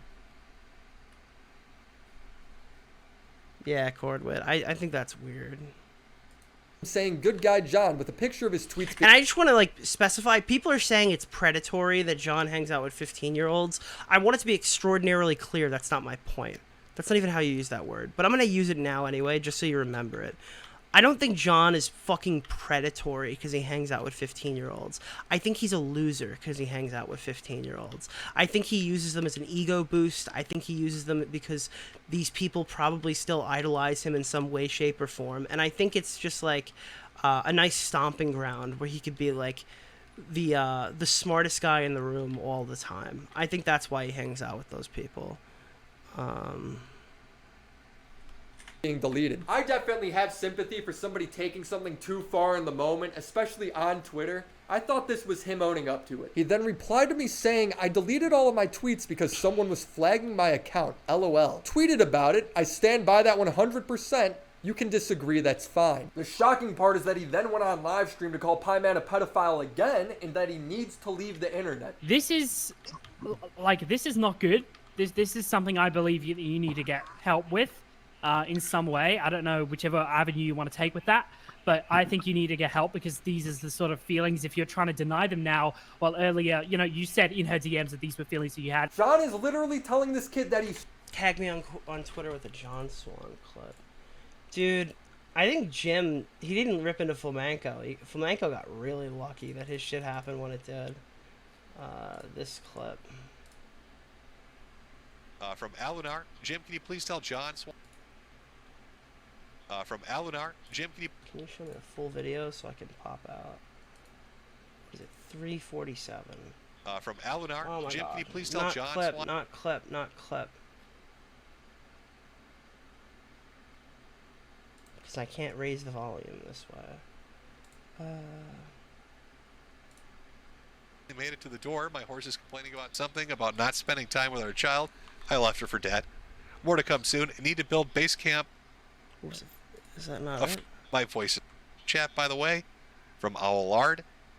Complaining about something. What was the timestamp again? Jesus. From Alunar. Jim, can you please? All right, it's 347:28. 3-4. Okay. Think of bottle shake, please. There you go. From Alunar, Jim, can you please tell John Swan to stop talking to minors on Discord and touch some fucking grass? You know, I saw that people were talking because occasionally I'll see like Flamenco or Augie on Twitter talking about shit. So I'm guessing there's more John Swan shit going on. But yeah, I have no problem. Get off of Discord and stop touching minors and start touching grass. Get us 1987X. Oh, fuck. No! No, Jim! What? What? Oh, fuck, bro! No! No, Jim! So fucked up that he needs therapy for having a crush on another kid. John, puberty sucks enough. He really doesn't need you to make it worse. If you legitimately feel this way. Dude, puberty's fucking great. That's when you get good at sports. You get to destroy all the people who haven't gotten it yet. Okay? And I'm not going to ask you to respond or say if you do or not, right? But if you legitimately feel this way, you need some help, right? You need to go, you need to log off. You need to like leave online settings because you cannot have a public platform when you've admitted to this stuff. And this stuff is going to haunt you now, forever online. This stuff is going to haunt you forever online. Let me remind you that Pieman has social issues. Most of Pieman's interactions with other people comes from online. Most of his friends are online. This is where a large part of his life is. And John, someone he looks up to, is telling him that it's all over. So what do you think's gonna happen? Pieman unsurprisingly took to Twitter where he posted his suicide note. I'm probably gonna upload my next video, then just fucking kill myself. Luckily he didn't. Pieman's parents enrolled him into therapy and he took some time off for himself. Meanwhile, John played hero. John rewrote history. Somehow John changed the story. He was now trying to stop Pieman's live stream. He was protecting him. And I told them, the first thing I got on there, I actually went on because I was like, guys, turn off the stream. You shouldn't be streaming about this. Like, what are you doing? It was like about him and like two other... Oh, no. You did sports? Yeah, I played hockey in college. I'm not going to pretend I was playing a D1, but yeah, I played sports all my life. Friends of his, and they were talking about the drama about this 12-year-old stuff, and I was like, dude, what the fuck are you doing on stream? That is a blatant lie. When John first went on, to me, he sounded really excited. Giddy even to humiliate a 15-year-old. Yes, of course. It looks I really would want bad. them to get laid by that, because that's really incriminating. Oh, that was John trying to stop the stream. That was him trying to save Pieman. Oh, and that this will haunt you for the rest of your life bit? And this stuff is going to haunt you now, forever, online. You see, guys, that seemingly scarring statement for simply having a crush on another kid? That was now sound, genuine advice. I gave him some genuine advice. I said, look, dude, you need to get off the internet. You need to, you need to start readjusting yourself. Just makes me so mad every time I hear it. It's like, what the fuck's wrong with this guy? Now, you might be asking, how did John react when he found out about Pieman's suicide letter? Well, John said Pieman didn't go through with it, so he must have been suicide baiting. This was so bad. This was the worst. This was the worst. Oh my god. At the end of the document, he said, I might just upload my next video and then fucking kill myself. And I'm just... It came out later. Okay, well, he didn't... Those weren't genuine. That wasn't a genuine thing. He, like, literally, like, turned around and said he's fine. So he tried to weaponize a suicide attempt. Dude, I get it. I get it. John just can't comprehend when a situation isn't about him. Like, Pie Man wanting to kill himself has nothing to fucking do with John. But John has taken that very personally. Ooh! I got a kill out of that? What the fuck? What the fuck? Yeah, it's just... it's so stupid. To try and make us feel bad about him saying he was being attracted to a 12-year-old. Pie Man's the real villain. It's like, dude, a kid goes like, I'm gonna kill myself. This is it. And then John's like, why are you doing this to me? Like, anybody else could be criticized and kill themselves, but you're gonna do this to me. Good one, buddy. He was after John the whole time. You see, John's the victim because Pie Man, the 15-year-old, didn't kill himself. John, you started this on Twitter. You went onto his live stream to humiliate him. How is he attacking you? So when people ask me, is it in John's character to lie? Could John have ever lied about Dream? Does like any of the stuff that like Dream is alleging, does that any of that sound like something John would actually do? Yes, it is completely in his character. Guy's a piece of shit, but amazingly, it gets worse. Pie Man uploaded a video explaining why John owes him an apology. John decided to react to the video with his friends in a live stream where they all decided to laugh at. Dude, who are any of these fucking people? John decided to react to it with his friends in a live stream. Who the does anybody know who the fuck any of the... Woodsy, Toaster, Pride Win Mask Off, Plug, Omar Innocent with a random picture of a black guy, Cathara. Who the fuck are these people?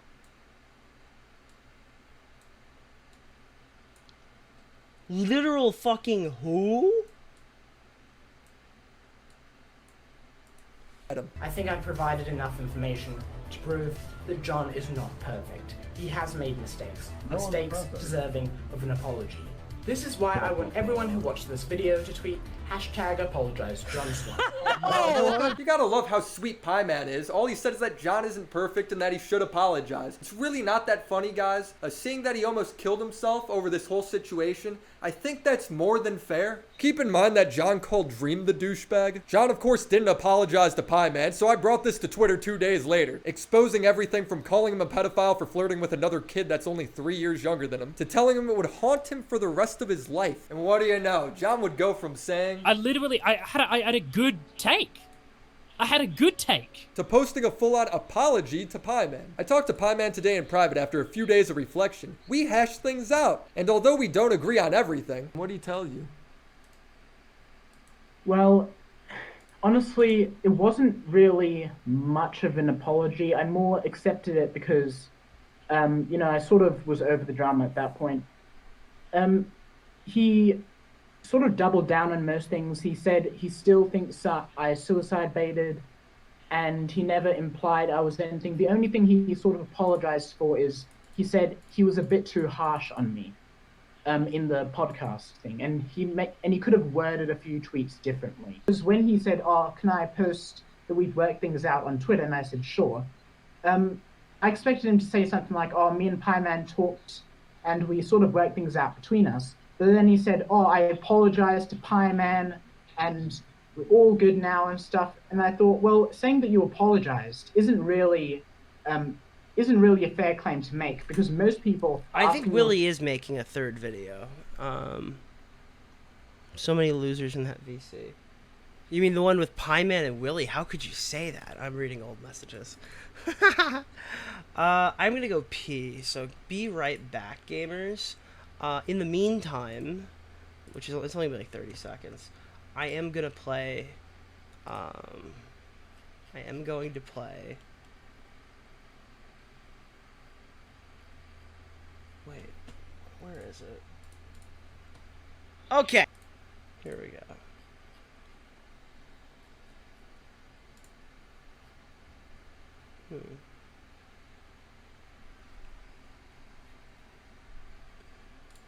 Alright, I'm gonna go pee. In that time, I'm going to play this random video of me debating on Onision. So walk with me on. You have someone who's significantly morally compromised.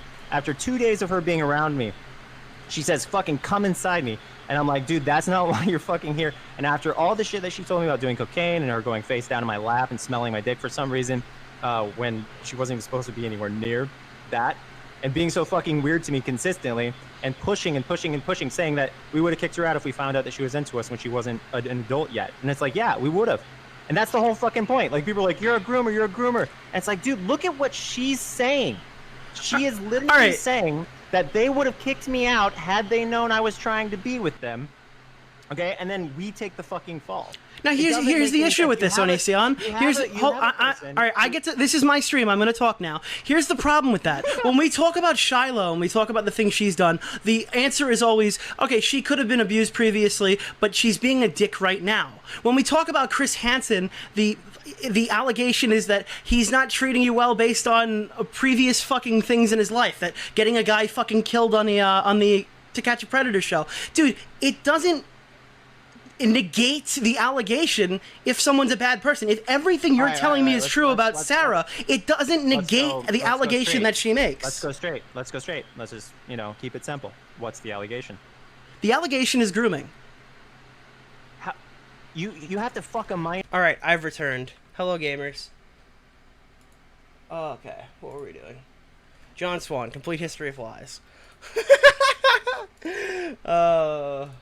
Him to apologize for the suicide baiting thing, and he never apologized for most of the stuff. He just posted on Twitter that he did. Hassan Piker. That's what Hassan should be doing. He should be playing his own videos when he pees. Chud Logic does it. It's Giga Chad, bro. It's Giga Chad. To play your own fucking videos while you pee. So he's even taking credit for an apology that he didn't even really make. Moments after John's apology aired, Pieman DM'd me. John said he stood by calling me a suicide baiter, saying it was just his opinion and I'm free to disagree.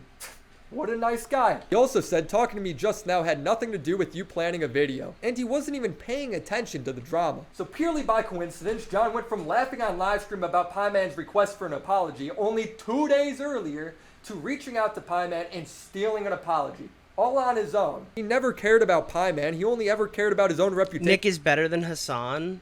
Bro, we're literally the same person. We're both recovering from COVID. Okay? Dude, the only fucking Hassan defender in this community is Clancy. And we're gonna fucking ban them from this community. Alright? What action can he take to downplay the situation and make him look better? I want to take the time to address these two situations and why I always felt like John was more than likely behind the Dream DMs. Both situations started off with John messing with a small commentator, people who looked up to him. Harley, who was the kid trolled by John in the fake Dream account, was friend requesting John because he was a big fan. Augie, why did everyone get COVID? I think I did too.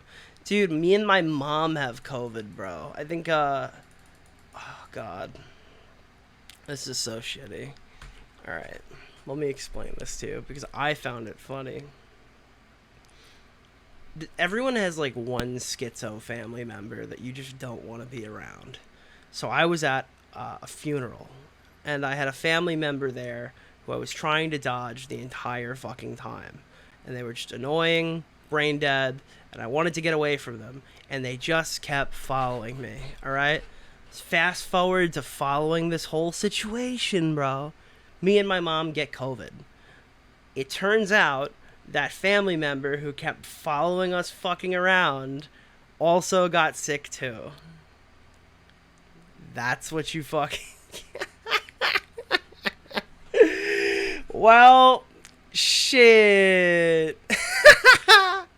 Oh, God.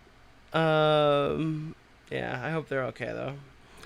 Hassan is just a guy who sits and eats a salad while watching other people's videos and cries over dog pixels. True, chatter. Clancy, the person that went on a date in Bunk's disco. Oh, my God. Yo. Ethan Ralph sent COVID into Qurans. Dude, okay. Ethan Ralph posted feet pics last night to own Keemstar. That's a sentence. Let's see. Nick doesn't understand 99% of his audience is the Schizo family member. So true. With Aiden, did Aiden get it too? You got it. I got it. Keem had it. Hassan got it. Hassan's in our community too, right? I'm just kidding. Yeah.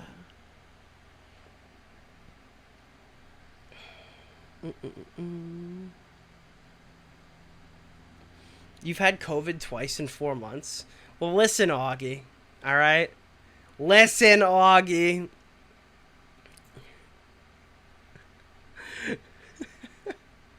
You listen, buddy. You had the chance to get some antibodies in your system, all right? You had the... Listen, buddy. You could have been like me, Augie. I got COVID on... I got my diagnosis on, what is it? Friday. I got my fucking antibodies Friday afternoon. I felt better on Saturday, and I feel good on Sunday. And I'll probably be, like, completely done tomorrow. Dude, you're just sitting here, like, with your no protection and shit, being just, like, cringe and a loser. I wish I could play it on Twitch, the clip of Baked Alaska going, like, fuck you! You're fucking vaccinated! Fuck you, vaccine fucker! Or whatever, like, him and, like... Oh, haha, Jim, you're vaccinated? Oh, what do they do that over at the Mayo Clinic with your cancer? That was the cringiest clip I ever saw in my life. Is that a... Oh, it's a tipster emote. I thought it was a Ethan Ralph emote. Dude, when I went down to the hospital, I was like, hey, what's going on? So she did my fucking vitals and stuff. Everything was fine. And then she goes, okay, any thoughts of suicide in the last 12 hours? And I'm like, well, not that I remember. And then she goes, would you like to get tested for AIDS today? And I'm like, no, actually, I'm good for this afternoon. Like, what? That's just such a weird question to ask for. I sit down, she's like, yeah, would you like an HIV test? Yeah, no, I'm thinking about it. Probably not today. Maybe next time. Yeah, no, I don't think I will. Yeah, it's just how it goes. I do love to chat about, oh god, my voice is still fucked, I just cracked. But, yeah, no, I wasn't in, what is it? Oh, people subbed me to Mike from PA and Keffels. Weird. Bro, they offer that shit like it's a menu item. Yo, guys, do you like my emblem in Halo? It's the BLM emblem. I got it, bro. It's the actual, it's an official BLM emblem. Alright, ODST custom firefight. No, I want to do matchmaking. That's not... Jesus. Okay. Here we go. Firefight. Matchmaking. ODST. Flood. Okay. Did you get anything good in Pokemon lately? Alright, if you're talking about the games, not really off stream. I haven't played much. I have purchased... about $500 worth of product that I'll probably open, I believe next week.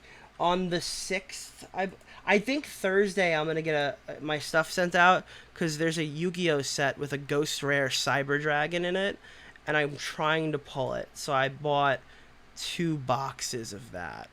And then I also have like $350 worth of Pokemon products. So we'll probably do an opening on the weekend. Maybe not this weekend. Maybe it'll be next weekend.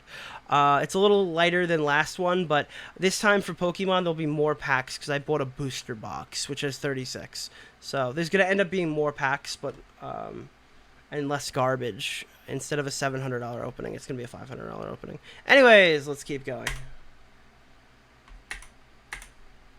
Definitely. He definitely had an influence on me, and I looked up to him. In both situations, John eventually got questioned, pushed back on what he said. He then blatantly lied, changing the story completely, knowing that he could get away with what he did. One of my IRLs thought it was a good idea to fuck with my Discord account when I signed in on their PC. Gave him some genuine advice. I said, look, dude, you need to get off the internet. You need to, you need to start readjusting yourself. When called out for his bullshit, he plays victim. John's being attacked. Dream has made accusations about me to try and smear my credibility. So he tried to weaponize a suicide attempt. He then laughs and brags about it because he know he got away with it. Look at my followers. Look how cringy this kid is because he wants an apology. And when he's cornered and he's gonna get caught, whether it's me blowing up the Pie Man stuff on Twitter or it's people saying there's proof of him lying behind the scenes and it's gonna come out, he then finally owns up trying to cling to any sympathy he might be able to garner. Like, fuck off. I'm not accepting your apology. I don't care about your excuses. I don't care about how stressful this was. In fact, I can't think of a more poetic ending than John Swan taking his own genuine advice and leaving the fucking internet. Log off. You need to like leave online settings because you cannot have a public platform when you've admitted to this stuff. It didn't work. I mean, I'm being fair. It just didn't work. He tried it. Dude, I find the, you know what I find agonizing that I think has become a trope in apologies? When people say I'm going to therapy. I don't think any of these people went to therapy. I don't believe that's the case. I don't believe Pie Man went to therapy. I mean, maybe Pie Man did, but I don't believe Pie Man went to therapy. I don't think any of these beauty influencers went to therapy. I don't think any of these Twitch streamers went to therapy. I think, like, they fucking talked to Dr. K in a chat or something like that, and that's what they're calling therapy. Maybe. I don't know. I don't think anyone actually goes to therapy to talk about their YouTube drama. Maybe I'm being, like, a bit biased or something, because I know I would never fucking do that. But, I don't know. It's just so convenient. Everyone's like, I've been enrolled in therapy. And does therapy mean I went to one session and then they told me that, like, they don't understand a fucking word about what I'm talking about? Like, they don't know what this fucking YouTube thing is. They don't know, wait, why is that grooming? What the fuck is going on? Like, I mean, what kind of therapist understands any of the stuff that's happening in an online space? Honestly. That's not a bump to therapy. I mean, it probably works for some people. I'm typically anti-therapy, but I understand why people do it. It's just like, I don't know. What are you gonna explain? Hey, I know you're a therapist and stuff, but can you explain to me why it's so difficult when 4 million people online call me XYZ? Well, why don't you just turn your phone off? Oh my god, that's so insensitive. I'm gonna switch therapists now. I think maybe you just need some time and self-reflection. I think that'll do it. Yeah. What about Zaptai? I mean, I don't know. I don't think the biggest thing for Zaptai was going to therapy. I could ask him. I think the biggest thing for Zaptai was being offline for 4 years or whatever, and genuinely lied about. That's my reason on that. Yeah, I mean, maybe Zaptai went to therapy. Maybe it worked out for him. But I don't know. Def Noodles was already in therapy. Apparently, Def Noodles goes to therapy and talks about, like, Keemstar. Like, imagine being a therapist being like, yeah, so this guy Keemstar online, I make like 50 unprompted daily videos about him, and then he responds on Twitter sometimes, and I just don't know how to handle it. Can you professionally help me through this weird scenario? Like, Jesus. Therapists are great with self-reflection. Yeah, I mean, sure. Listen, I don't think therapy is like fucking crackpot science, mumbo-jumbo nonsense. It's just personally not my choice of how I would, help myself in that kind of situation. I just don't know how a therapist can sit here and oh fuck. I don't know how a therapist can understand the magnitude of these social media instances unless they're also like somehow familiar with it, right? Like, yeah, dude, a lot of therapists probably know how to handle a lot of situations. That's a given. But I feel like some of these social media ones are so fucking weirdly unique that I wouldn't. I don't know. I don't know how helpful that really is. Is Def a cyberstalker? No, I wouldn't say a cyberstalker. Ooh, am I gonna get infected? No. Imagine trying to explain to your therapist. Yeah, dude, imagine John Swan going to therapy being like, all right, so I lied to Dream, and then I made a Google document, and inside of the Google document, I talked for 25 pages, a completely fabricated origin story as to why any of this was progressing.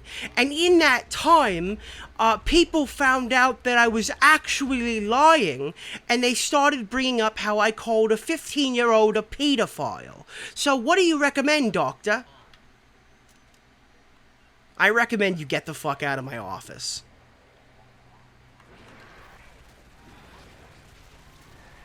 What are all of these things? Like, imagine, dude, you're sitting at your fucking... Imagine you're at a therapist's office, and you're, like, in your Boogie 2988, and then the therapist looks to you and goes, what is Kiwi Farms, and why are you sitting at my desk? That would be so embarrassing, dude. I hate when people say stalking about someone who's like, about talking about someone multiple times, a stalking or obsession.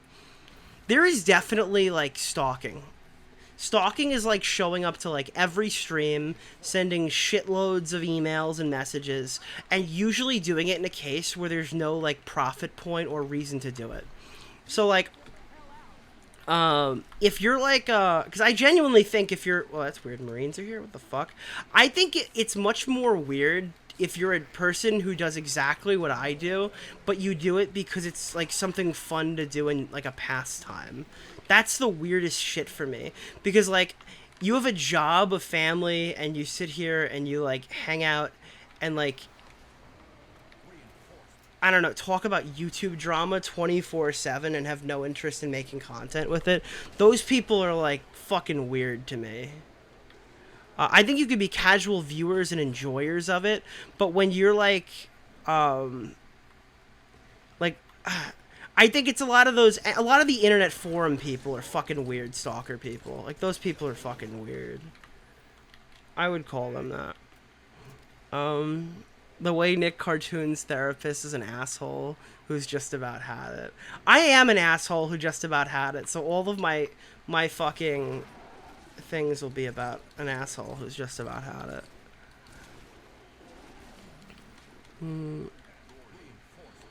What's a Keemstar? Keemstar is a YouTube... Alexa, what's Keemstar? According to Wikipedia, Daniel M. Keem, better known by his online alias Keemstar, is an American YouTuber, podcaster, and streamer.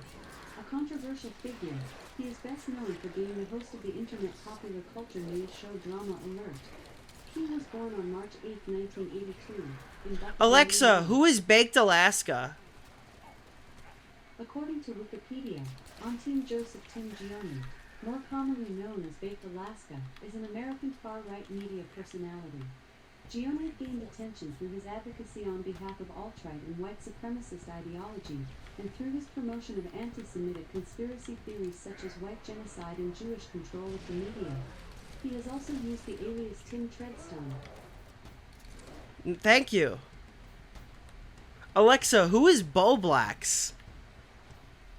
Sorry, I don't know that. Alexa, who is Augie RFC? Here's something I found on the web. According to hiphop.com, Augie is famously known for his musical influence and inspiring journey So to true, success, King. Alexa, stop. defying all odds. Alexa, who is Edwin's Generation? Here's something I found on the web. According to hubpages.com, people of this generation are independent, entrepreneurial technological evolution and rise of Alexa, media stop. forms. Alexa, who's EDP445? EDP445 is a YouTuber with 2 million subscribers. Since creating their channel on June 14, 2010, they have received 179,296,118 views. Okay, so, that's not updated. No, I'm not on there. Alexa, who's Nicholas DeOrio? According to Wikipedia, Colonel Nicholas Joseph Nick Fury. Oh, that's is a me. fictional character appearing in American comic books published by Marvel Comics. So true, King. They got me in there. Artist Jack Kirby and writer Stan Alexa, Lee. stop. He first Dude. Alexa, who is Ethan Ralph?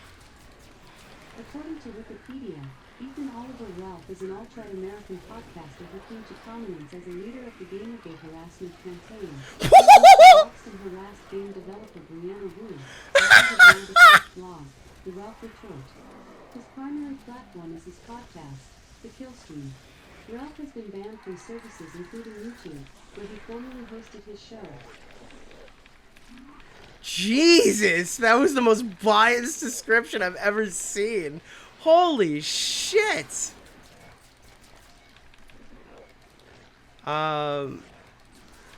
Alexa, who is Gonzalo Lira? According to Wikipedia, Gonzalo Lira Lopez is a Chilean-American novelist, film director, financial blogger, YouTuber, and commentator in the manosphere known as Coach Red Pill. A resident of Kharkiv, Ukraine, during the 2022 Russian invasion of Ukraine, he has blogged on the invasion from what has been described by the Daily Beast as a pro-Putin perspective. Jesus. Alexa, who is Flamenco? Flamingo is a YouTuber with 9,900,000. Oh, thank God. I thought Flamenco had one and I didn't. Jesus. Alexa, stop. Oh, God. If Flamenco had one and I didn't, I might have just spurged. Jesus. Who else is on the list? Alexa, who's John Swan? According to Wikipedia, John Gibb Marshall, better known by the stage name John Sessions. No, Alexa, stop. Alexa, who's Turkey Tom? Here's what I found. Turkey Tom's late-night phone calls with Lord Vega on your shopping list. Did that answer your question? What?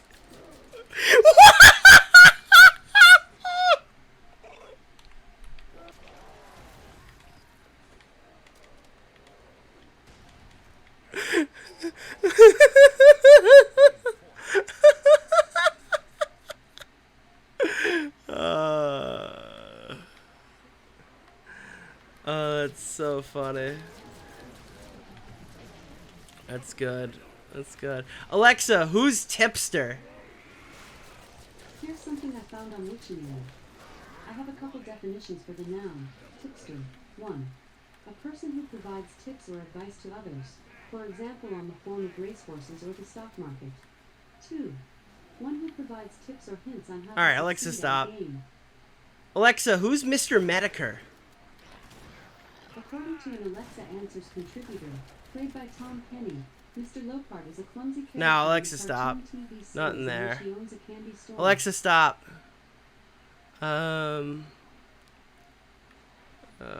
Alexa, who is Tommy C? Tommy C is a music artist known for songs. Oh, like he got Swan wiped. Swan. That's so funny! Alexa, stop. Wait, Alexa, who is Tommy C SFTP?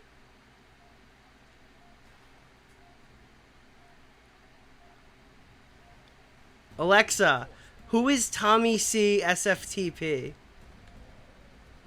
Here's something I found on the web. According to legit.in, Tommy is active in social media platforms. Dude, they wiped his entry off. I don't know if you know this. Tommy used to have a whole entry for his role on the Baited podcast and everything, and they fucking deleted it. That's so funny, dude. Alexa, who is Destiny?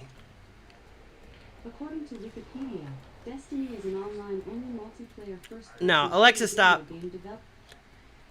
Alexa, who is Stephen Bunnell? I don't know if According he's... to Wikipedia, Stephen Kenneth Bunnell II, known online as Destiny, is an American political Yeah. commentator, former Twitch streamer, and YouTube personality. He was among the first people to stream video games online full-time and received attention as a pioneer of the industry. Since 2016, he has gained further attention for live streaming political debates with other online personalities, in which he advocates for liberal politics. Wow, that was actually a totally fair answer. Jesus, I expected something nuclear. Alexa, who's Hassan Piker? According to Wikipedia, Hassan Bilgin Piker, also known as Hassan Abi, is a Turkish-American... Wait, Alexa, stop. Alexa, who said America deserved 9/11? I don't have... Ah! Alexa, who is Keffels? Here's something I found on the web. According to wikipedia.org, Keffel en Spalen is a former municipality in the Dutch province of South Holland. Alexa, no. Alexa, who's Vosh? According to Wikipedia, Robert Bosch GmbH, commonly known as Bosch, is a German multinational engineering and technology company Nope. headquartered Alexa, in stop. Germany. The company was Alexa, founded by Robert stop. Bosch. Yeah, they're not gonna know Anna, chat. Oh, JF. Alexa, who is, Jean-Francois Garipe? According to an Alexa Answers contributor, Jean-Francois, otherwise known as Groff, is the secondary antagonist in the video game. Nope, Alexa, stop. Alexa, who is JF Garipe? John Wilson Gaddy. Nope, nicknamed Sheriff, Alexa, stop. was a No, he's not there. Alexa, who is Amos Yee? That's a good one. According to Wikipedia, Amos Lee is an American singer-songwriter whose musical style Nope. encompasses folk, Alexa, who is and Tonka Saw?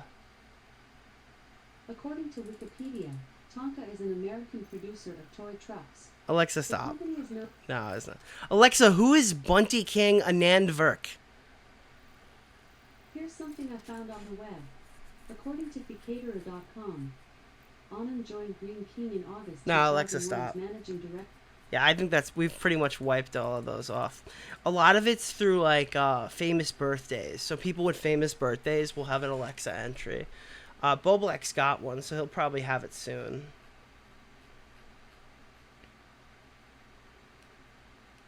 I heard Overwatch 2 is brutal. Let's jump to the second Willy video now. And this stuff is gonna haunt you now. Where is it?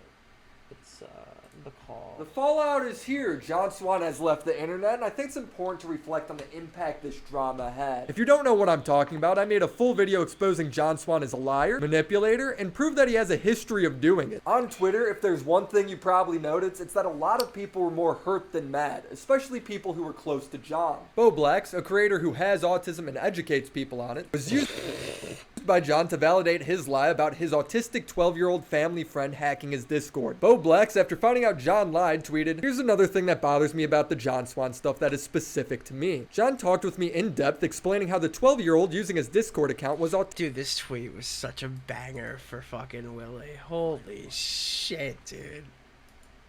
And exploited my knowledge of autism. Dude, there's like the virgin John was just asking for advice, and then there's like the Giga Chad John was doing a case study on actual autistic people so he could better craft the narrative of the fake autistic he was creating. The answer is probably somewhere in the middle, but that second thing I just said is far more schizophrenic than the first one. Oh my god, bro.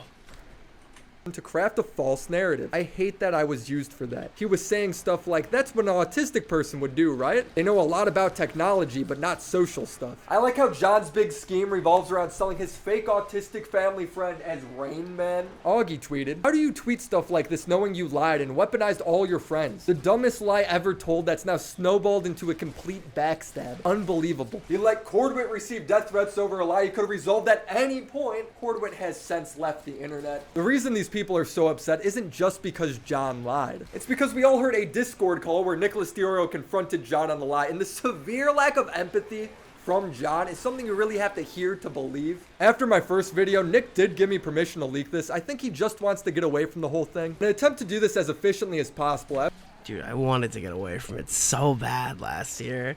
Because I was just embarrassed. I got fleeced so bad by John. Like, I just thought John was telling the truth.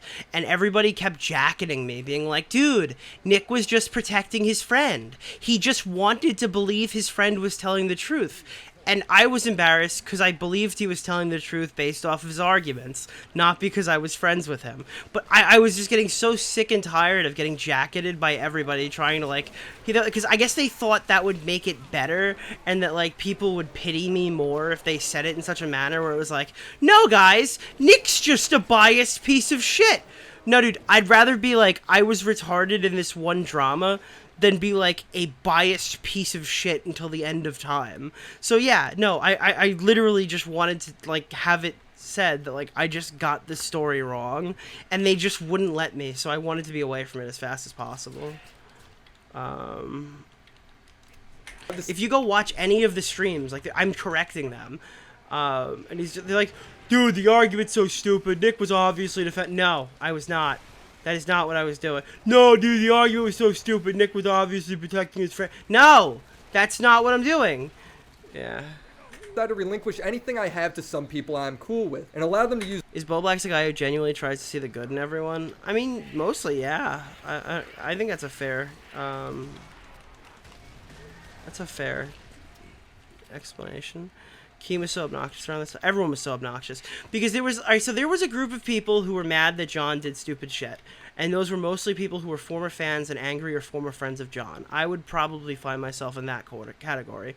There was a separate category of people who hated John Swan from before the time that he released the Minecraft documentary when he had 2,000 subs and made like outrageously broad fucking critiques of him and predictions that he would do an absurdly amount of broad shit, who had extreme confirmation bias on the situation and ended up being right, so that they were the most obnoxious people on the entire planet as they sat there pretending they were fucking Nostradamus and they knew everything since the beginning of time.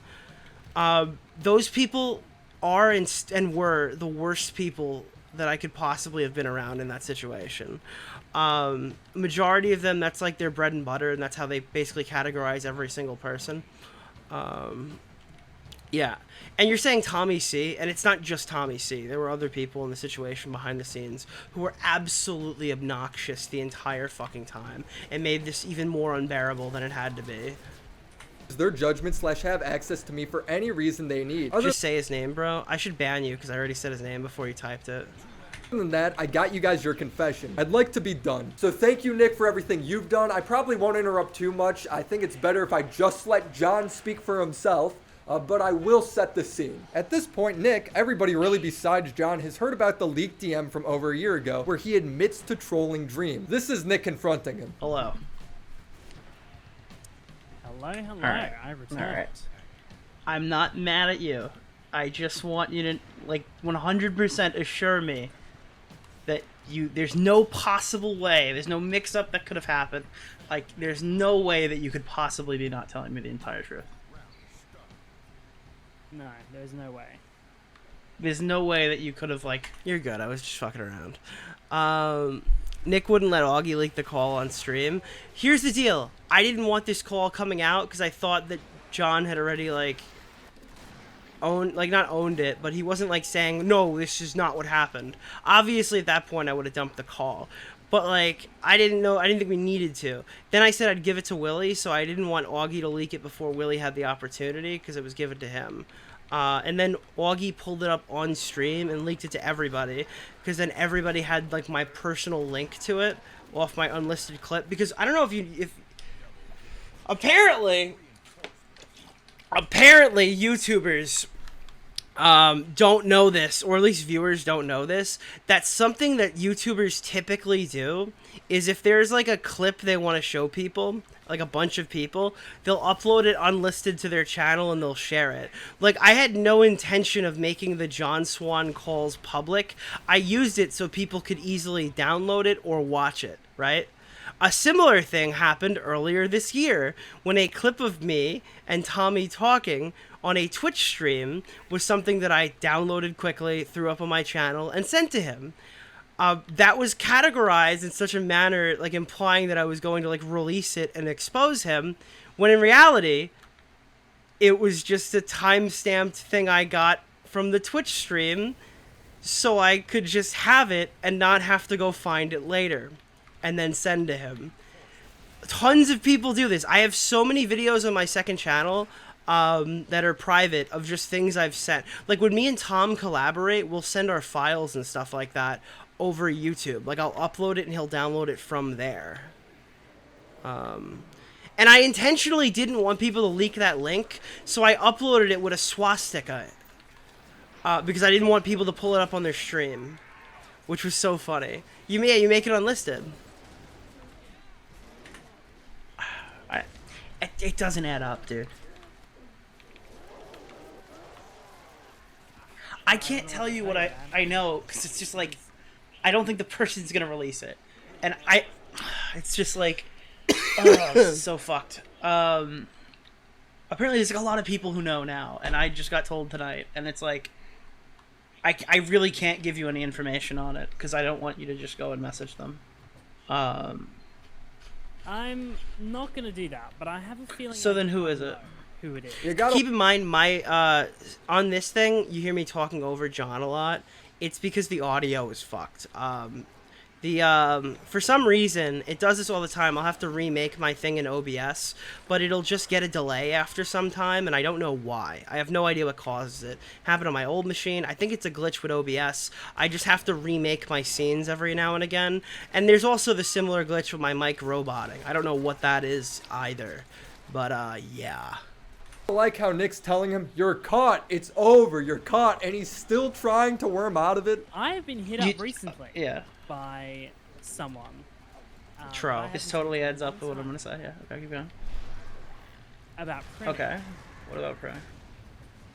I heard that Primic's been saying some shit behind the scenes. But do you know what Primic has been saying about you? By the way, Primic's a fucking badass. I love Primic. Just want to shout him out. I wish Primic would come back, dude. I wish Primic should come back and drop the John Swan video. That would be the coolest. Alright, that's the problem. Because, like, Primic's not the head of anything. I know Primic knows, but he's not, like, leading anything. It's just, like...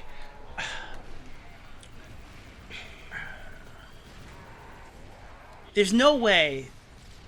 Like... Oh, fuck, dude. Like... I don't know. I just expect it to, like... At this point, I think I've interacted with you enough that, like, if this were to be the case, you would tell me. So it would be, like, really fucked if that's not the case. Like, absolutely totally fucked if it turned out. Jesus, you could hear how fucking heartbreaking this call is. Holy shit, dude. I don't remember it being this sad. What the fuck? To not be that, like, the way that I assumed.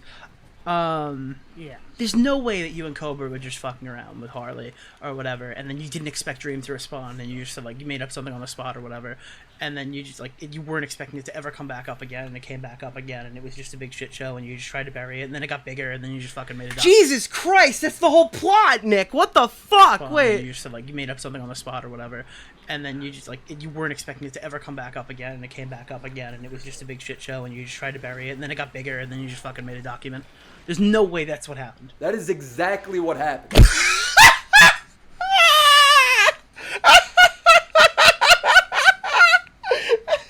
don't think I ever watched this.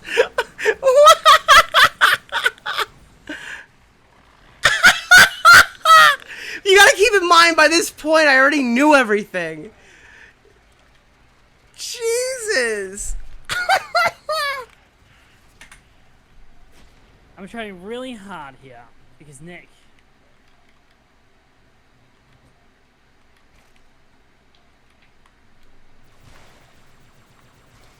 He had to know it was being recorded. He had to know.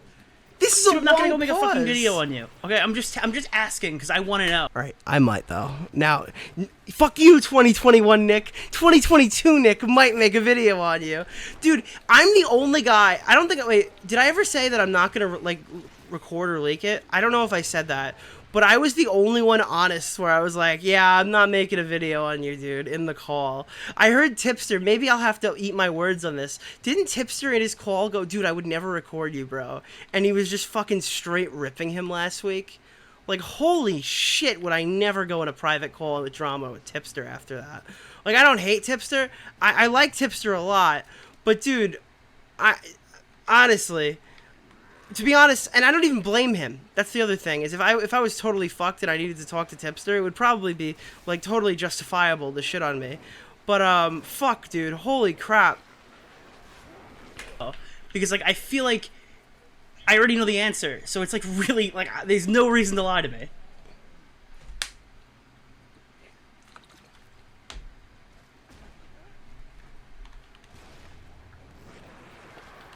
These long pauses. If you know the answer, then you know the answer. Oh! So you did it! That's what I'm gonna say. John, come on! I'm not. No, I'm not. I don't know. Who knows? This motherfucker's psycho, dude. I mean, you could hear the smile on his face. If you know the answer, you know the answer. That's it. This is probably a nervous Are you smile. like the slightest bit worried? No, not really. Like, do you think I'm being irrational right now? No, I don't think you are. I don't think you are. I think you're justifiably concerned. John. You're like, I'm really trying to tiptoe here. I have talked to everybody. I've talked to every single person involved in the entire. Dude, I haven't heard this call in so long, and I hate it, bro. I hate this. I don't even want to make the video anymore. I'm researching this. I don't even want to do it anymore. This is, oh, Jesus Christ. I don't even view this whole situation as embarrassing. I just view it as like, I hate it. I hate everything about it. I hate it. This is how my grandpa sat me down when I drove the lawnmower into the house. Why did he say he's not worried? He was definitely shitting bricks. I think it was a nervous smile that you're hearing. But fuck, dude, it's just AIDS.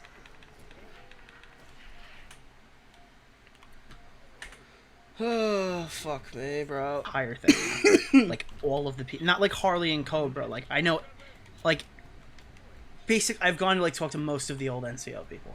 So, like, I know everything. Like, there's no reason to not just tell me. If you know, then you know. That's what I'm gonna say. Absolutely no remorse for Dream or anyone else. It's incredible. Do you not trust me?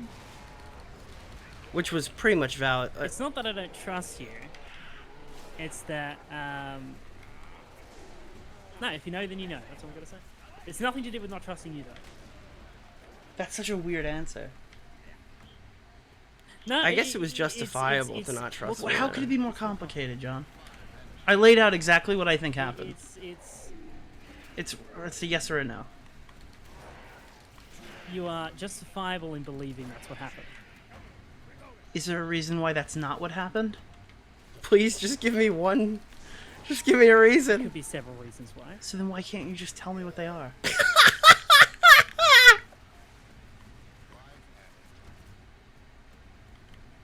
Never has silence felt so loud. Okay, here's the thing, right?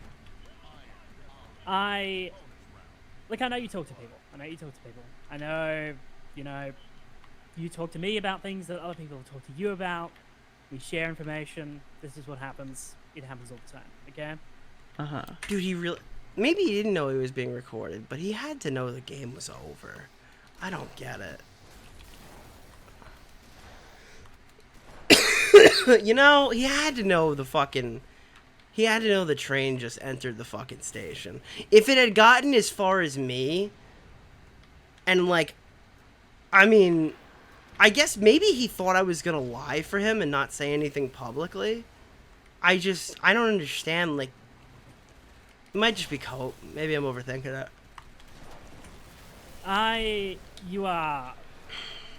You're probably gonna go and tell. No, I'm not. Alright, that was kind of scummy. There we go. That was the scummiest thing I did, is by saying no, I'm not. I guess I was in here to get an answer that nobody had at the time, so I guess I can morally justify it. But that was Nick's first scummy moment of the call. If I'm gonna tell people, if I'm... It kind of does, All right. To be fair, let's not walk around the bush, right? Because you will probably. Yeah, I got my ass because there. we do it all the time. Okay, sure, whatever. So All right, so I conceded. Less scummy. My defense for that is that if I were to tell anybody, I would tell care people you what do. I've been already told privately. I probably wouldn't. What you're saying probably isn't going to affect that, but.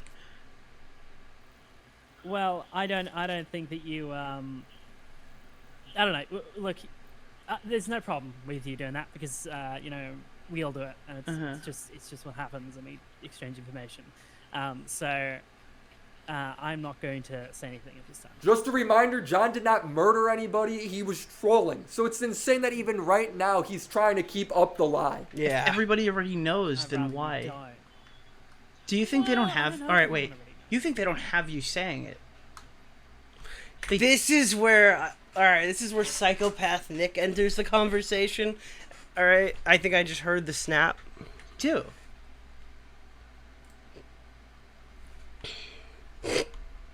No, they do. No, they don't. No, they don't. John, it's not on his Twitter account. It's on his WhatsApp. No, I don't. Oh, that was... Dude, oh my god, are you kidding me? It's on his WhatsApp. No, I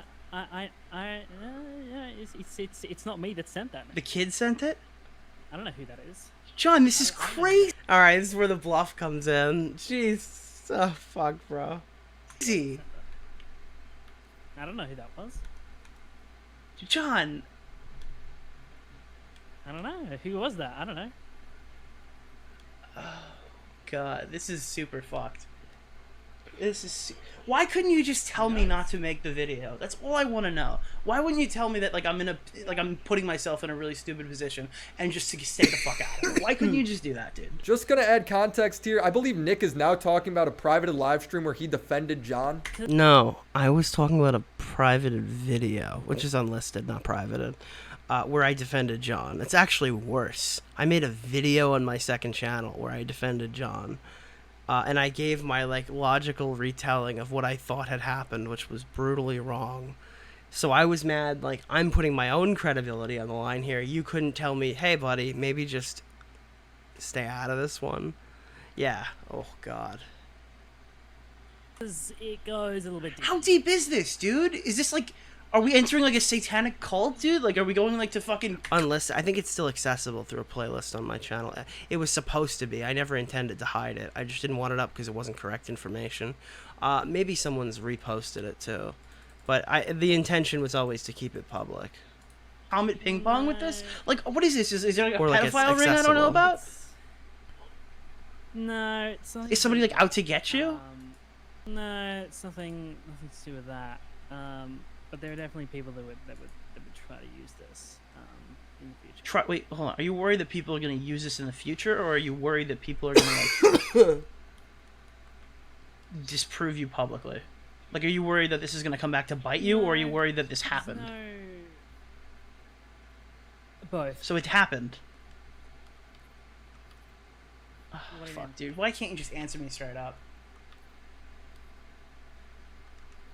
Nah, it's all right. Well, if you're not gonna answer me, we don't have to talk anymore. Yeah, You were pretty easy to say no until right now. By the way, I just want you to let you know. You've been pretty openly saying no for a really long time. So the fact that you keep saying is well, it's more complicated. Well, you don't know all the information. Well, I can't really say anything. Well, you're probably gonna go tell everybody. It's just yeah. Again. I nothing you say is more substantial than what I think I have, so I don't know. Okay, so things have...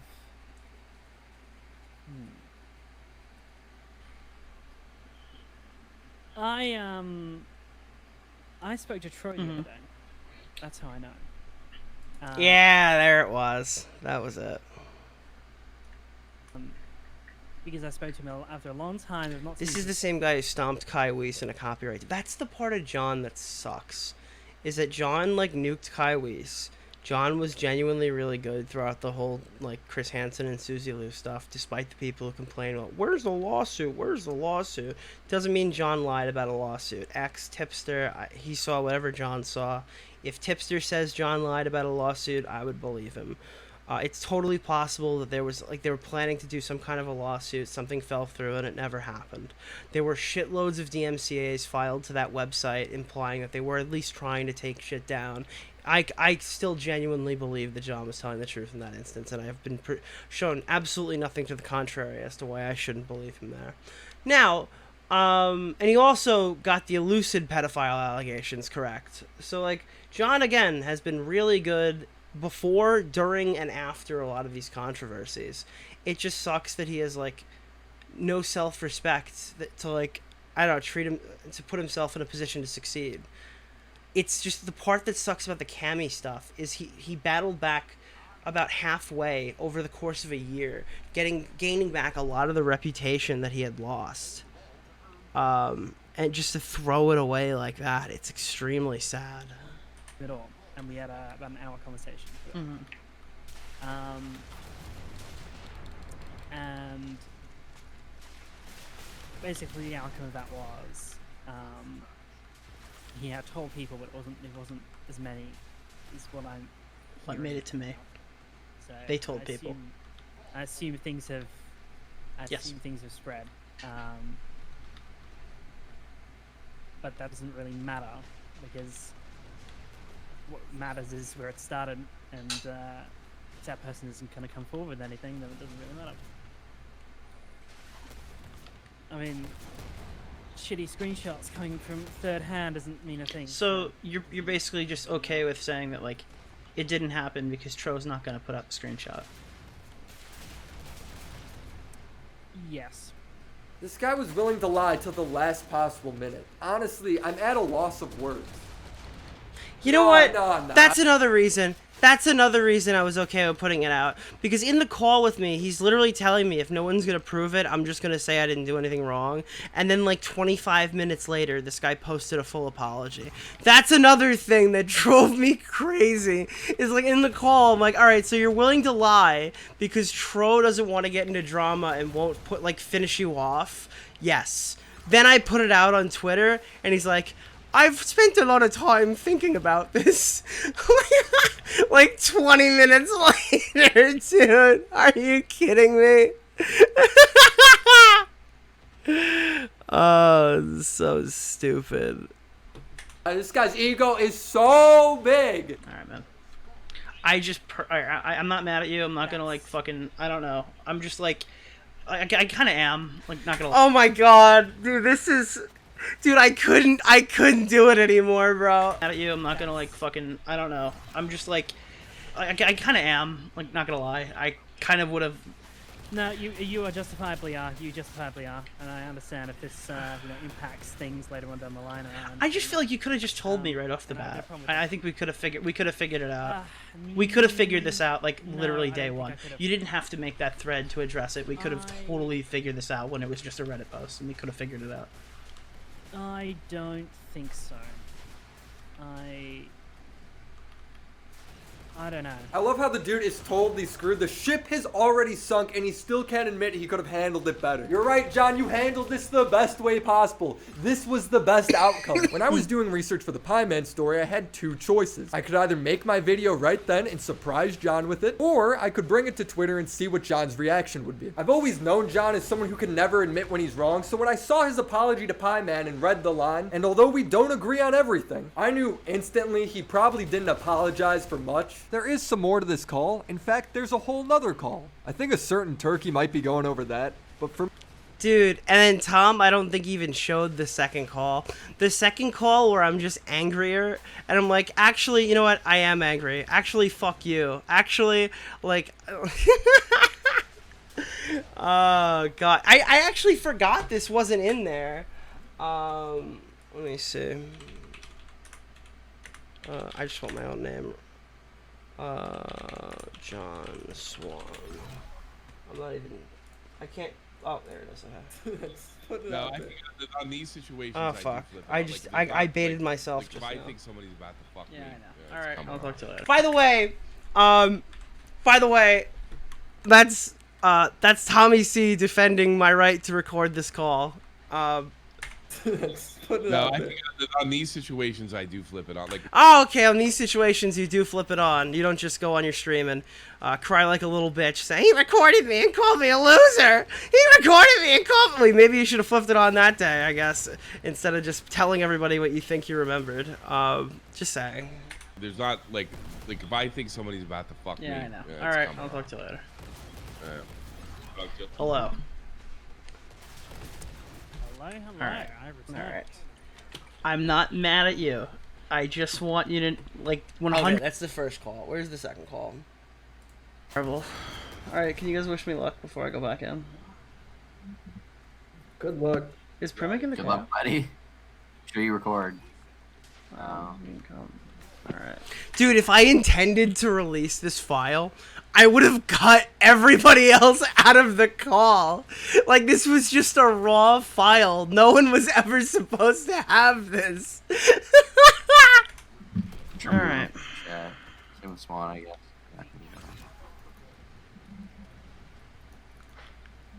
Dude, this I don't want to join the call. Oh, I feel so shitty, dude. I feel so fucking Add me. No. Add Turkey Tom. Why would I keep so this in? Shitty. I'll be like, hi, John Alright. Swan, you're gay. Hi. I had to. I know. No, I did. I definitely did.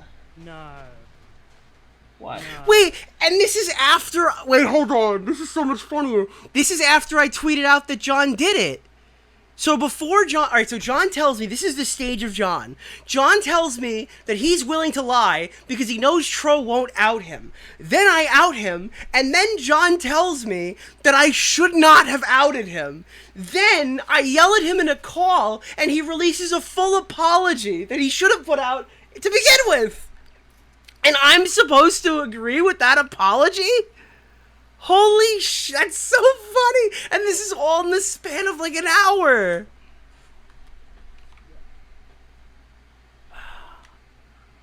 What the fuck, John. dude? Talk. Go. No, it's just why, Dude. I don't... I like how, dude, I go, talk. And he's like, well, it's, and I'm like, dude! Oh, God. Dude, what a sweet friend group. Aw, they all wanted to help murder the Swan. Dude, I'm so sick and tired of people, like, fucking jacketing everybody with, like, oh, you're such a bad friend. You know what a bad friend is? A guy who fucking takes everybody around him who's financially tied to their fucking YouTube channels and tells them all a huge fucking lie that can impact their entire fucking career. Then those people blanket fucking defend that person for a fucking month or almost or something like that without even without them even mentioning that, like, oh, maybe you shouldn't talk about this, and then trying to take all of their friends down with them. Dude, oh, you're such a bad friend because... Fuck you. You can't, dude. What the No, fuck? what do you mean? How is this... And by the way, if you think that you're a bad friend because I treat my channel and credibility better than people who just willingly fucking lie around me, dude, I'm sorry. Like, I don't think those people are my friends. If people are actively setting me up to go, get fucked by, like, putting me in positions where I'm going to get fucked, those people aren't my friends. So if I have to sacrifice credibility to be friends with somebody, that's not where my priorities are. And everyone knows that. I literally, I have, like, one rule. When you go to a Discord call with me, do not confess to anything illegal and don't wrap me up in your drama. John broke that rule, and then John was adequately punished for that position. That's exactly it. There's nothing else to it. Way worse than literally just lying to my... I don't know how much you've lied to me about, dude. I have no idea how much you've lied to me about, but if you're willing to lie on, like, that big of a public spectrum, do you think, like, people shouldn't know about it? You told somebody once that, like, your ego is gonna be the fucking death of you or some dumb shit like that, but, like, I don't know. I feel like I've taken a lot of punches for you, dude. I feel like, I mean, you know what this makes me think of, dude? I think this makes me think of the time that I cracked a joke on a live stream saying, what if A-Star lied? And it made a whole big credibility issue, and we got into a huge fucking fight over that. And, like, I started... Yeah! Dude! This is the fucking... I'm so mad. This is the fucking guy. When I said, what if A-Star lied after he dropped that Chris Hansen doxing video? Because he based an entire allegation off of whether... like Chris Hansen not contacted, but went on A-Star's dad's Facebook account or something like that to imply that Chris Hansen works closely with Anonymous Gene. And I said, wouldn't it be funny if A-Star lied offhandedly as a joke on like a Tommy show and an Augie show? Because I just thought it was a funny joke, so I reused it when I went on the other one. And then he was like, dude, I went after you because you were targeting my credibility. Can you fucking believe that he got so mad that I made a joke on a live stream that I could have potentially hurt his credibility? This guy watched as I made videos defending him openly lying in his career-defining drama and didn't fucking say a word about it. Bad friend Nick, dude. These people are fucking liars, fucking cheaters, stealers, and some of them I assume are good people. But the commentary community is just a bunch of snaky fucking pieces of shit. And that's all I've learned over the last fucking year. Wonder now, like, what if fucking A-Star lied? I start to wonder now, like, what happened to the fucking lawsuit? Do you think Medicare was right about not making online friends? Absolutely. I think he's a bit cringe with it sometimes. And I think it's like, I don't know. Again, like, Jim specified this, that, like, if you meet people IRL, that's not the same as an online friend. I don't view Augie as an online friend. I don't view Ballblacks as an online friend. We've hung out, right? And even if we didn't, there are people that I would have considered online friends that that I hadn't actually met up with. But yeah, I think that like online friendship, especially in a situation where you're a YouTuber, is really risky, because at the end of the day, you guys aren't just friends. You guys can't just go hang out and shoot shits and giggles, because when you're doing shits and giggles, you're streaming to 1,000 concurrent viewers. At the end of the day, you can't just get into a fight with your friend, because when you get into a fight with your friend, it's also a fight with your friend's audience. It's also a fight with your friend's 1,000 concurrent viewers, 30,000 viewers on a video, 100,000 viewers on a video. At the end of the day, you and your friendship have a $sign next to your name, and that's your financial income, because your job is to make videos online. If you threaten someone's job online, or if you or if you want to like pretend that you're threatening someone's fucking income online, that's obviously going to end friendships, ruin friendships, and make it all around harder to be friends with people online, even in cases where like normal people could just get through it. Like, at the end of the day, there's $signs next to this for everybody, and people have to be aware of that. I don't know. People are super backstabby, super clicky, super shitty in this fucking community. And especially when meeting new people, it's really important to vet them. And apparently, even if you know people for years, you should still be very wary of them. So yeah, I tend to agree a lot with Medicare's philosophy. Don't put yourself in a position to get fucked, and don't tell everybody everything. That's my fucking rule. That's my fucking philosophy. Yeah, don't have high expectations for low hanging fruit, people. Medicare was so right, but I'm grateful for the cool people I've met. And you know what, Augie? You have a really high tolerance for some pretty fucking schizo shit. And I'm all for it, dude. I'm rooting for you.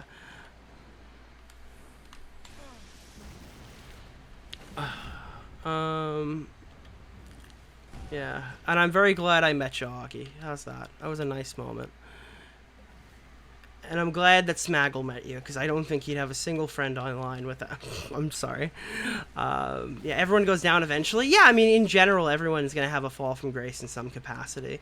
Just hopefully it's something deserved. Yeah. But, Aiden said Swan's parents are paying for his apartment. I have no fucking idea if that's real. And by the way, that's one of those things that I don't care if it's real. Because now you've entered flamenco territory. And you never want to enter flamenco territory. If you look at your drama and think, is this something flamenco would send to this person's mother? Maybe it's a good idea to stop researching it. Because there's a lot of flamenco territory drama here, and I'm trying to potentially avoid those. And again, no diss to flamenco, but I'm quoting a scenario that had happened recently. If you look at this drama and you think, is this something that Flamenco in a tirade would email to this person's mother, it's probably a good thing that you do not continue researching it. Yeah, so I don't care who's paying John Swan's rent. No, I don't care about his relationship with his family. No, I don't care about his sexuality. No, I don't like none of these things are remotely fucking relevant to me. I care about what he did on stream. Yeah, Quantum TV. Yeah, dude, Flamenco ran so Quantum TV could fly. Okay. Yo, it's so funny. I like Flamenco. Flamenco wished me a quick recovery with COVID-19, and I appreciated that message. And I appreciated a lot of you guys who did the same thing. And to the people who told me to die faster, fuck you. I start to, and all these could be totally, like, ridiculous. Here, look, someone wrote, Flamenco is age. If that would follow under something that Flamenco would email somebody's mother, so I don't care about that, okay? I wouldn't cover that. Oh, you have COVID? I hope you get well soon. I feel well pretty much now, but let's keep going with the call. But I'm just sitting here thinking, it's just like, dude, like a week ago you were talking about how you don't like him. I like him, but I like him, but I don't like him. I like Flamenco. I don't like his channel or some of his takes or his mannerisms, and I probably will never go on stream with him again. But I don't hate him entirely as a person, if that makes sense. Like, I don't know. It's a difference between, like, humanity, right? You haven't been fucking upfront with me in any capacity. Why would we? I don't like how Flamenco. So one of the things I hate about Flamenco is how he debates. I hate it. I will never enter a conversation with Flamenco because I feel like majority of the time Flamenco debates, it's just gotcha, one after another, to the point where there's no actual discussion being had. It's extraordinarily frustrating. I also don't like when Flamenco goes way over the top on certain dramas. So yeah, that was kind of what I said. Yeah, chat's Are you indifferent towards Flamenco? It really depends. I mean, sometimes I'm just blatantly anti-Flamenco in certain scenarios. So I don't know. It really depends on the context. Holy shit, dude! And it's just, if you're gonna be fucking lying to me, then what the fuck? I don't know. I thought we were like cooler than that. I thought you wouldn't like fucking like completely screw me over. So I don't know what you really expect from me here. I have like a moral truth capacity thing. What? No, dude. What is the way, dude? How do I do it better? This is not the way. Dude, this is not the way. Dude, this guy's writing the fucking script for The Mandalorian. Like, dude, the fucking Mando's like, this is the way. And John's like, this is not the way. This is not the way. Yo, John's like little baby Yoda.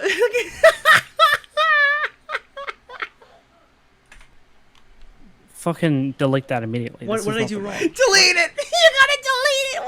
What the fuck? Did he think that I could have possibly deleted that tweet? Like, what did he want from me? It was out there! What's wrong about it? What do you want me to, like, what would I change? This is not the time. This is seriously not the time. What do you mean?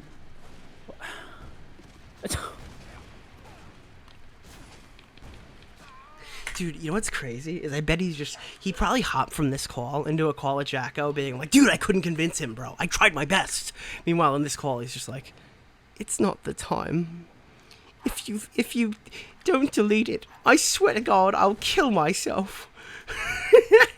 And then he gets in a call with Jacko. He's like, Nick didn't buy it. I don't know what happened.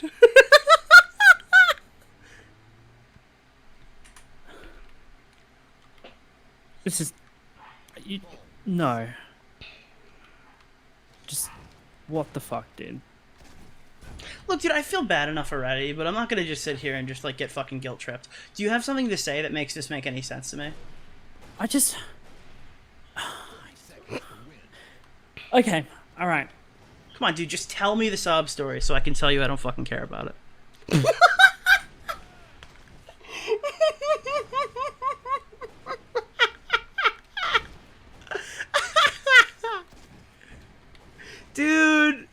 all of you motherfuckers, okay, and you're fucking, oh, Nick's too dismissive. Nick's too bad faith. Well, you're never gonna get another conversation like this one, because you guys got in so fucking moral F-slurry last year.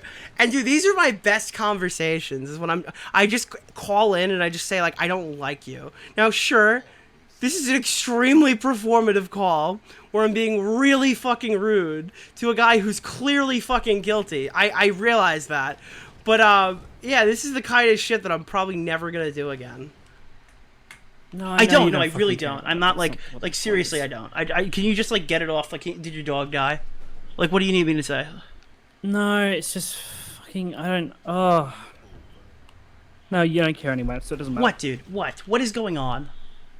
No, it's just some family shit. Okay, dude, that's was the all. family shit a year long? Okay. Dude, are you really gonna get me into a call and tell me that you're having family shit and this isn't the time and you can't handle this right now? Like, seriously, dude? Come on, bro. Come on, dude. You're not even gonna come in here and try to like defend yourself and like have an actual fucking point in the situation. You're gonna come in here and fucking guilt trip me or something like that. And you're literally the guy who said that fucking Pie Man was like fucking baiting suicide or whatever. And you get in a call and you tell me that you have a fucking family problem about this stupid drama. You know, that's really fucking insulting. Okay. That's really insulting, dude. This is not. It's not what this is about. Okay. You're really good on your dude. feet 99% of the fuck? time. I'm not sure if that's like the caricature or that's you. So I don't know who the fuck I'm talking to. No, you're no. It's just this is fucking. What the fuck, dude? Like, I don't understand why you have to bring this to the public. Right now? What do you mean? Like, I had no idea. I think you should have brought it to the public Yeah. 3 weeks ago, and we could have totally skipped this out. Do you understand that I've been like fighting with everybody on Tommy's news team? I almost burned a bridge with Tommy because I was defending you so much. Willie Mac Show is making a whole video about how I'm fucking biased or some shit because I genuinely believe that you weren't feeding me lies for like a fucking week and a half, and I got into a screaming match with him, and like Wavy Websurf's girlfriend was in the call or whatever. Like, this is like literally driven fucking divisions in my own. By the way, shout out to Wavy's girlfriend. Super chill. Also, shout out to Nick thinking that the bridge was gonna burn way earlier than it did. Wish it did then. Fucking friendships with people online because I fucking trusted you. So like, I don't really feel bad about this, not at all actually. I feel bad that like I burned a bridge with somebody I genuinely like to talk to, but I don't know if that person genuinely liked to talk to me because he fucking lies through his teeth, dude. So I don't know what the fuck. I have no idea, dude. This is nothing. This is. Dude, just go and lie publicly, dude. Just go and lie publicly. Just say like Nick didn't put any screenshots in there, dude. Just go for it. Totally go for it, dude. You can you know what are you gonna do? Bruh, if he didn't know I was recording before that, he fucking knew damn well I was there. Jesus, you're the confidence in my voice, motherfucker. Holy. But you're not gonna respond to it. You're not gonna fucking like come in here and just say like Nick, you're being crazy right now or something like that, or you're gonna dude, this is the same shit as last time when we got into an argument and you're like, yeah, I don't want to deal with that phone call or whatever until I posted something, and now all of a sudden you want to talk. I don't know. No, it's just I wanted it just to end fucking peacefully, dude. I dug myself into a deep hole and I felt. If only John was telling the truth, the Tommy and Nick bridge would have burned sooner. You know, John, fuck you. You robbed me of that opportunity too. Fucking terrible about it since I ever did it, man. What's your thoughts on Halo Infinite? That's bait. You know, I'll just completely turn the stream into a completely fuck Halo Infinite stream. My take on Halo Infinite is that it fucking sucks. The multiplayer is fun when it's not completely broken, and the game has no content, and it's a free-to-play shitstorm. And I honestly hope that they fire every single employee that worked on it. But I can't actually say that I want them to fire an employee, because majority of the people who worked on this fucking game were temps that they like used as slave labor to make the shittiest product that's ever been released. I wish Microsoft would take the IP and give it to a more functioning dev team that hasn't spent the last decade destroying a game that I really like. And Halo is completely fucking dead in the water until something happens about it. And I hope that they're very happy that they've destroyed something that so many people have liked for so long.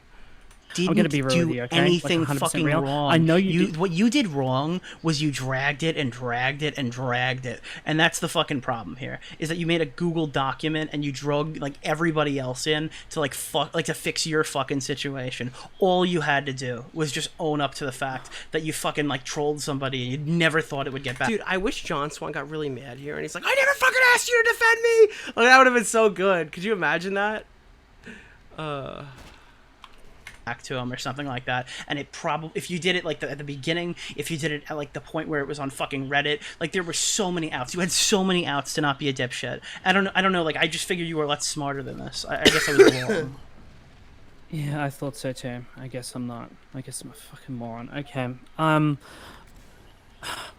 Like this is Dude, like just stop being a fucking this has been a ego-driven big jackass and just say, you know what, I got caught up. Just tweet out, I got caught up in it. That's all you have to do. Like No, because I've What do you I'm too mean? You're deep just gonna now keep in the fucking lying? Shit to do that. I'm just not going to talk about it again. Ideally. What's dude?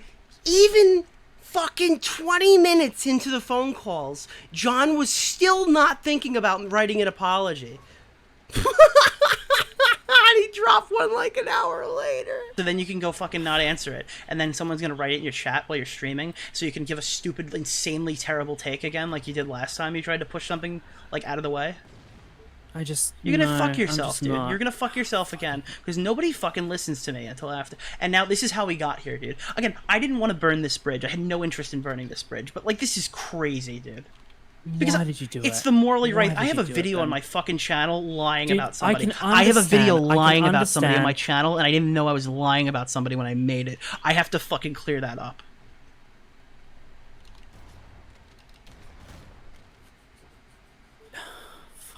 You could have just fucking. Oh, I titled did, the video, but then you I know? made a statement because it's the right thing I know, to do. but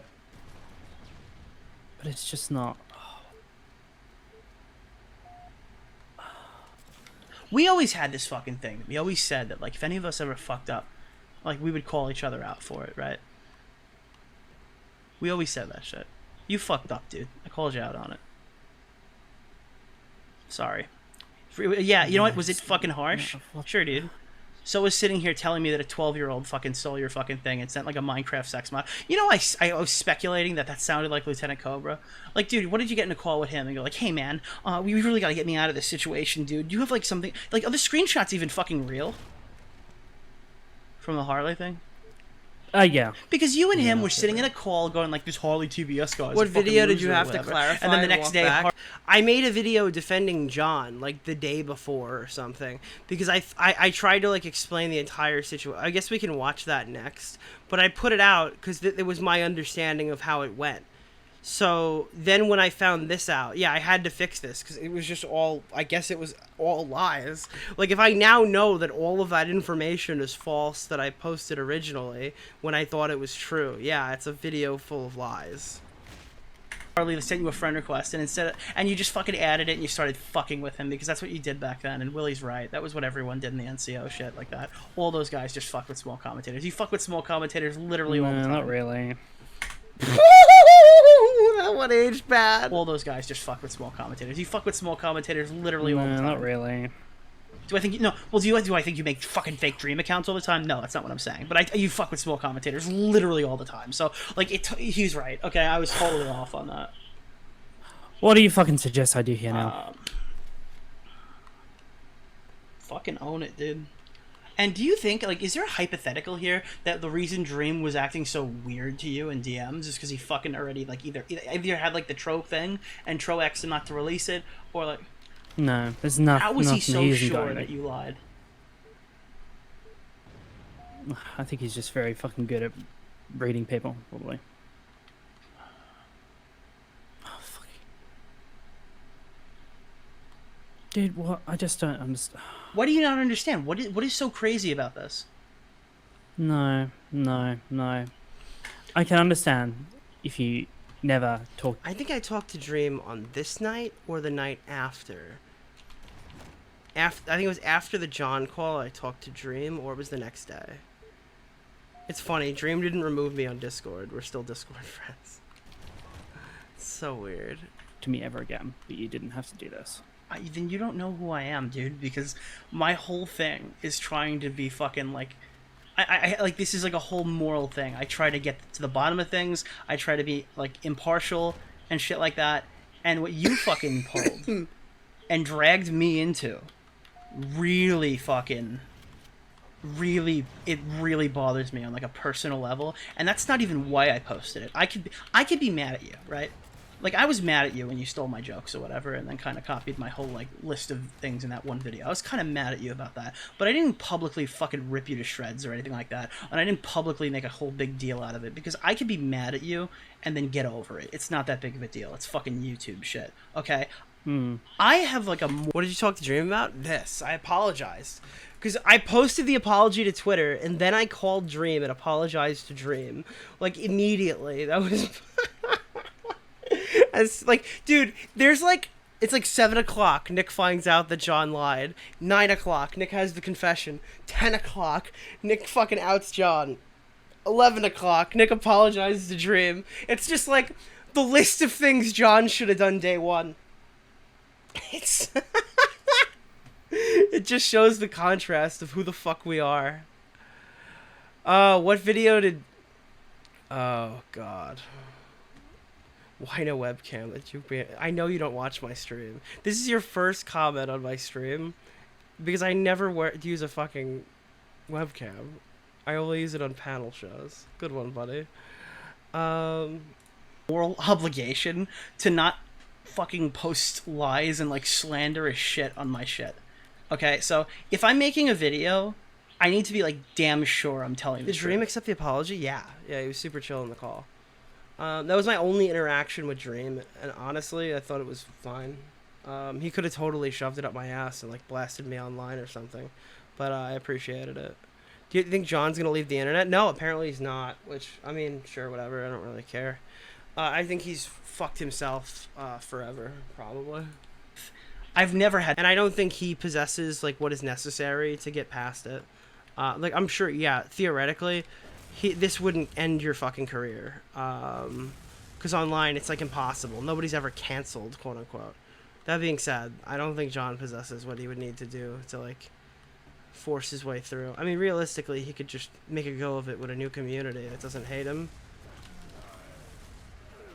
But, Jesus, I suck. These guys aren't even playing. A private video on my main channel. Have I gotten a few things wrong here and there? Yeah, but I've corrected those things. This is a full video of, like, and dude, I should have known when I was reading your fucking whatever it was, doc, that, like, half the points were, like, fucking regurgitated from my own video. That, like, I don't know. I should have fucking known, dude. When I read that shit, and I'm like, you need to change that, you need to change this. That, like, you were making it up as you went along. And it's just, like, it's such a fucking crazy thing that you wouldn't expect me to come out and clear this shit up publicly. So, no, I don't fucking...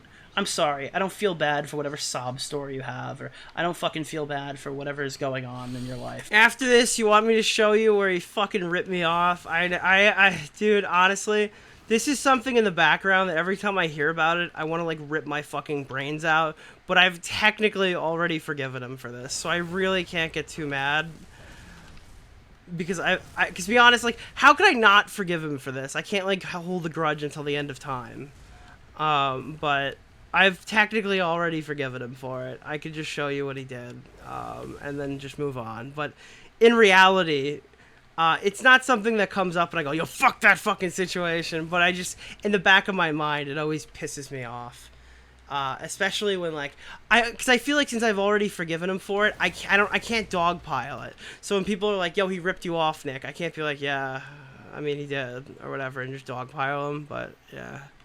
It must really suck, dude. Everyone has it, dude. My fucking uncle died, like, literally a week ago. I had his fucking funeral 3 days ago. I'm not gonna fucking give you a sob story about how his sudden death has impacted me in a way that made me tweet this shit out. It's just not the case. By the way, that was totally true and so impromptu. And, like, what the fuck, dude? Jesus Christ, Nick. Holy shit. I'm really sorry if this, like, makes you upset. I'm sorry if this, like, hurts any future thing. That's not my goal. I do not want to hurt your channel. I don't want to hurt you as a person. But it comes down on my credibility or letting you lie.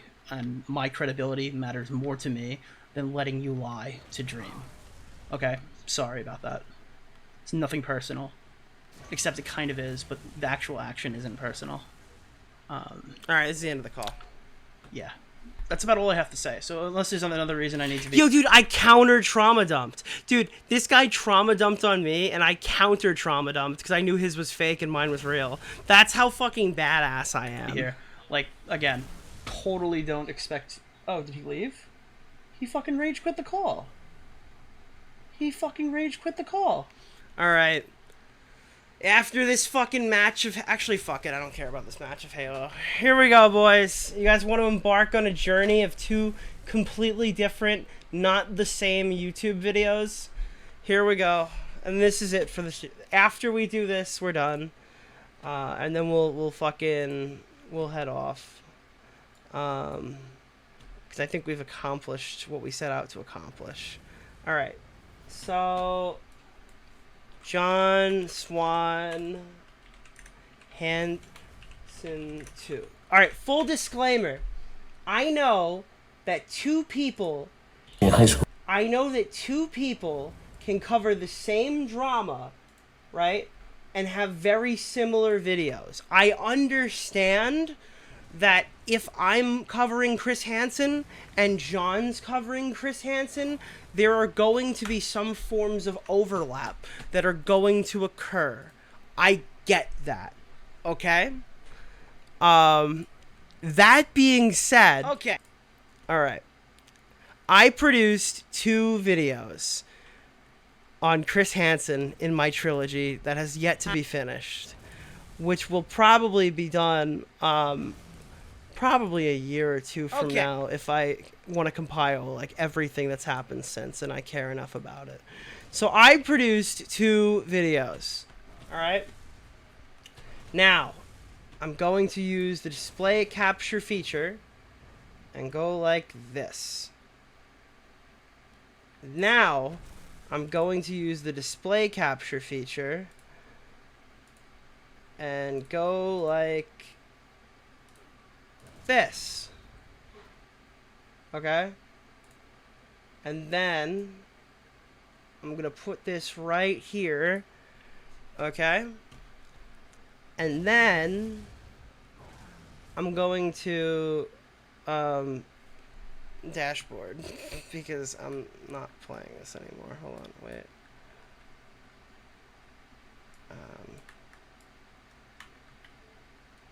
Alright. Okay.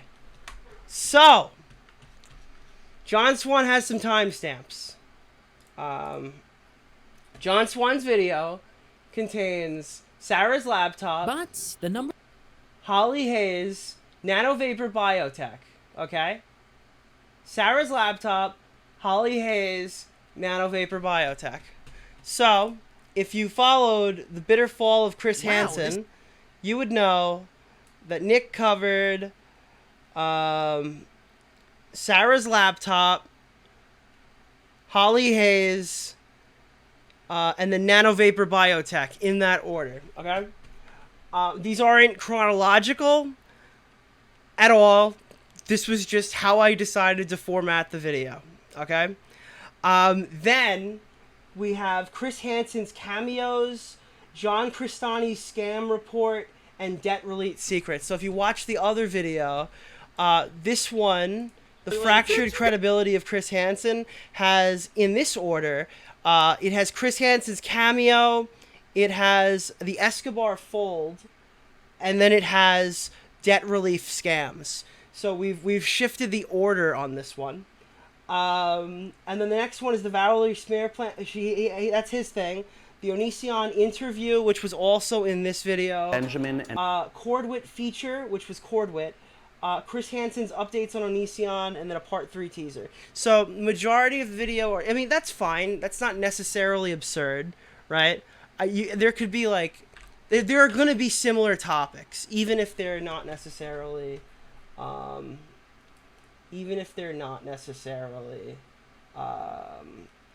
even if they're like in a spicy order, okay? So let's watch the Escobar Fold segment. First we'll watch it. Actually, let's just watch them both at the same time, and then I'll just make the volume go in and out. So this is the Escobar Fold of John Swan, where you see my cursor, and then my cursor over here is the Nick DeOrio one. I'm top left, John's bottom right. Do you guys know Pablo Escobar? Hey guys, Chris Hansen here of Hansen vs. Predators. Okay, so this is just... Hansen here of Hansen vs. Predators. The or to promote a certain cell phone? Hey guys, Chris Hansen here of Hansen vs. Predators, and to catch a predator, I just wanted to tell you all that I've seen this amazing new smartphone. And to catch a predator, I just wanted to tell you all that I've seen this amazing new smartphone called the Escobar Fold 2. It appears to be the best phone out right now. I've been looking at the transcripts, so have a seat, check it out, and remember, I'll be watching. You know, Colombian drug lord and narco-terrorist who is the founder and sole leader of the Medellin cartel, dubbed the king of cocaine, the wealthiest criminal in history, monopolizing the cocaine trade into the US in the 80s and 90s. Okay. Called the Escobar Fold 2. It appears to be the best phone out right now. I've been looking at the transcripts, so have a seat, check it out, and remember, I'll be watching. Escobar. Why does that name sound so familiar? Well, in case you're unaware, the brand name Escobar actually unironically comes from Pablo Escobar, who, by the way, was famous for being a Colombian drug lord and narco-terrorist, who was also the founder of the Medellin cartel. Just to remind you. And he's dubbed the king of cocaine, the wealthiest criminal in history, monopolizing the cocaine trade into the US in the 80s and 90s, and was also responsible for the death of over... I'm sorry, what was it? Who was the founder and sole leader of the Medellin cartel, dubbed the king of cocaine, the wealth... At the time of his death, his net worth was estimated at $30 billion in 1993, which is a fuckload of money today, let alone back then. Escobar was quite literally one of the biggest predators of all time. Okay.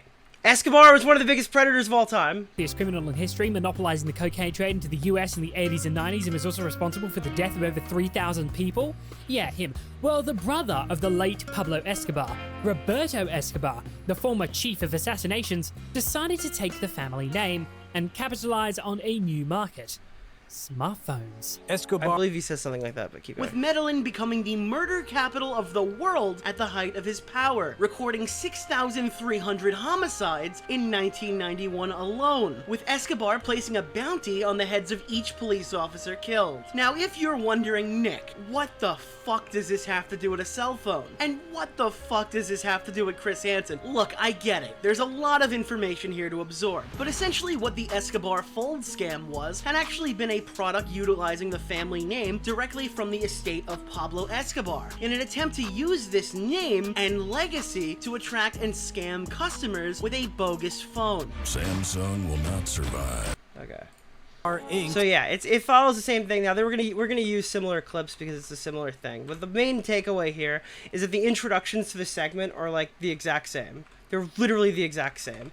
Let's see how he finishes off this segment. When you find people, but Fold 2, those channel, Hansen definitely didn't have the rights to that either. Alright. Now, the Chris Hansen cameo segment. Let's watch our cameo segments. I called him an internet prostitute, and he called it Chris Hansen cameo. Okay, the amount of misinformation surrounding the delicate allegations and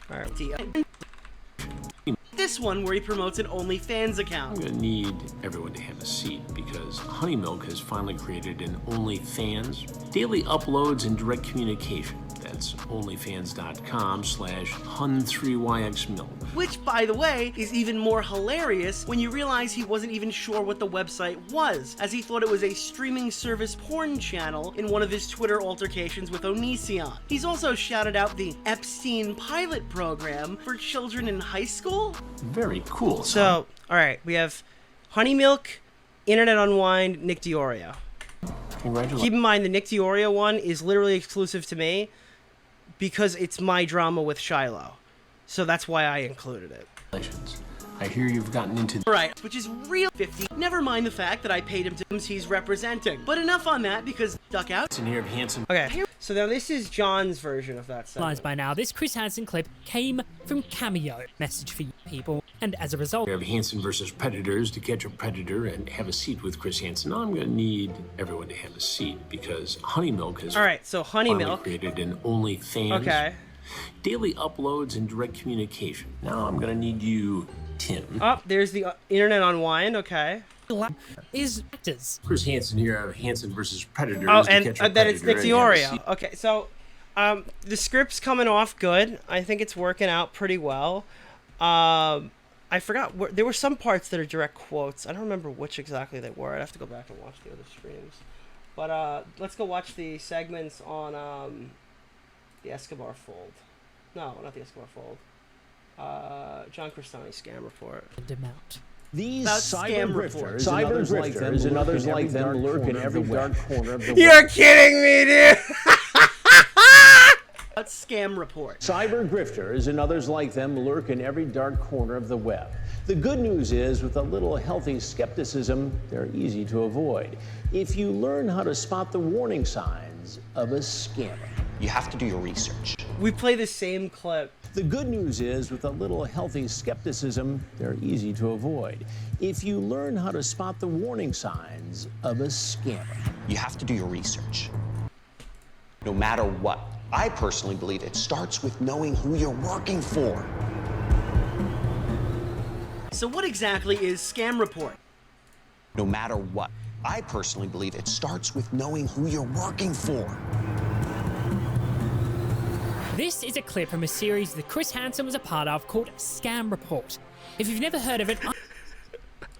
What is that video titled, At $1 It's Gold Dust Loot, Working at Home, Secrets, and Internet Jet Set by John Cristani? And why is Chris Hansen endorsing it publicly in person? Well, there were 2 episodes released, and if you haven't heard of it, I believe you, because each one only has about 200 views. What this quote-unquote show appears to be is Chris Hansen explaining how easy it is to get caught in internet scams through things such as crypto and pyramid schemes.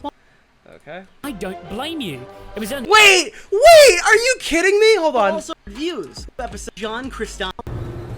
Dust Loot, Working at Home, public one only has about 200. Well, there were 2 episodes released, and if you haven't heard of it, I believe you, because each one only has about 2. Was a part of called Scam Report.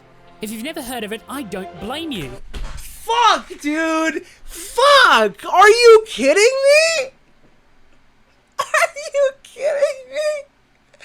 This gets me so fucking mad. This gets me so and dude, so I was caught between, so people nowadays just tell me John ripped me off. Back then they were like, nah man, John just took a few jokes, 1 or 2. I'm like, dude, John watched my fucking video and rewrote my script. Like, that's what he did. Come on. It was only published at the beginning of this year, and you can only really get to it from a direct link to a website that other people have to send to you.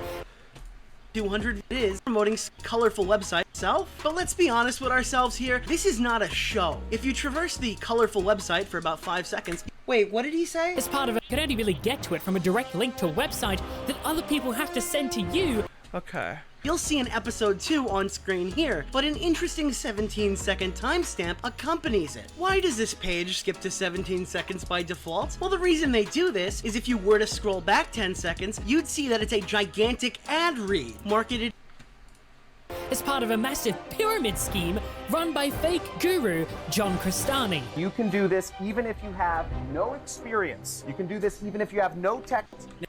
We're going to be videos about sell my sign up for Wano. Report episode was sponsored by Pendragon. Send out via Twitter. According to this video, this Scam Report episode was sponsored by Pendragon Labs. As a scam protection documentary. It's paid for by a company called Pendragon Labs. Huh, this wasn't on that first episode we watched on YouTube. What was it that guy John Cristani said? You have to do your research. John, for you, heard of John Cristani? Benjamin. Okay, this is my favorite part. This is just a clip I picked of You John like Cristani, like a random clip. This guy's got tons of clips everywhere, okay? Where is it? All right. Den of Deception. I'd like to introduce you to my friend Benjamin and his friend Benjamin and his friend Benjamin and Benjamin and Benjamin and Benjamin and Benjamin. This is what's called 10 racks, as they say in the hood. So, to summarize here, Chris did an ad read for a big money from home. Yeah, I guess I forgave him for doing this. I'm just showing you because it's just people forget about it. Where is the $1 into their service? The payment section. Okay, this is when we're explaining the serve. Again, like I understand that we're gonna hit some of the same notes. It just doesn't feel like that's what happened. Pakistani's program that is marketed as $1. But is it really $1? Of fucking course it's not. Once you give them your credit card information on this super shady, crusty JPEG purchase screen. Super shady, crusty JPEGs purchase screen. Revolutionary book is advertised as costing only $1. But when you go to their payment section, it adds a magic $40 monthly fee on top for a subscription to their service. It's hard to overemphasize. Maybe he didn't do that. Actually, use his name, these Benjamin and Chris. Ton of money. Revolutionary book is advertised as. Maybe he didn't do that one. I thought he used the JPEG thing. What else did he do? I think he took something from the Nano Vapor Biotech, and I don't remember what it was. Oh, this was the fucking one. I know what it is. I know exactly what it was. This one was like indefensible. And then I think we talked to him in private, and he was like, "I'm not funny, Nick. I needed your jokes." And I didn't even know what to do with that. Where the fuck was this one? It was...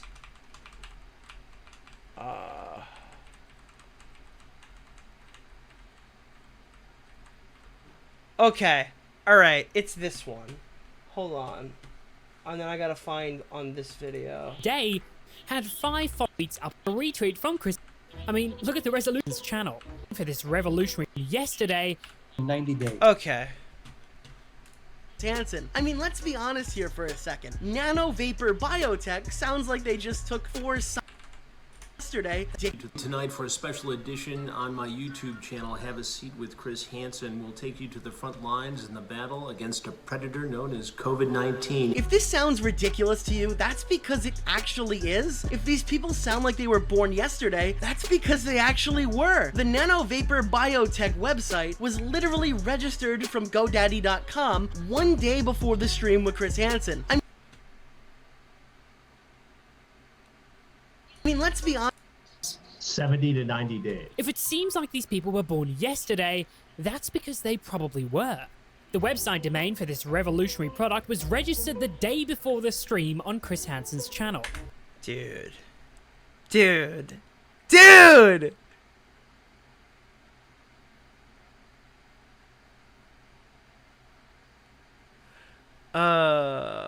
it's not even fucking defensible!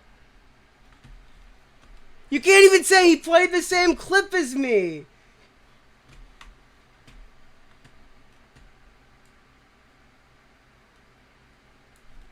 Hansen, you are now on the front lines in a battle against a predator called COVID-19. Yes. Wait! Honest, because that Special edition on my YouTube channel, Have a Seat with Chris Hansen. We'll take you to the front lines in the battle against a predator known as COVID-19. Even if they... On the front lines in a battle against a predator called COVID-19. This fucking video is such... Dude, and look, I wouldn't care, okay? But this thing got 800,000 views. More views than anything... That's double the views I've gotten on any fucking video ever. And he put fucking 20 minutes of effort into it and then rewrote my fucking 60. Or what, not 60, but you know what I mean. He rewrote 2 of my videos, condensed it down to fucking 30 minutes, and then added 8 minutes of his own shit. That's why. It was infuriating. I don't know. And there's Still more underage. shit. Like, what about the Holly Hayes segment? Again, like, TV Holly journalist- Hayes is such an inconsequential part of all of this stuff. Again, I know why it's there. It's funny. But, like, it's... Oh, Jesus. She's in here. Yeah, she's here.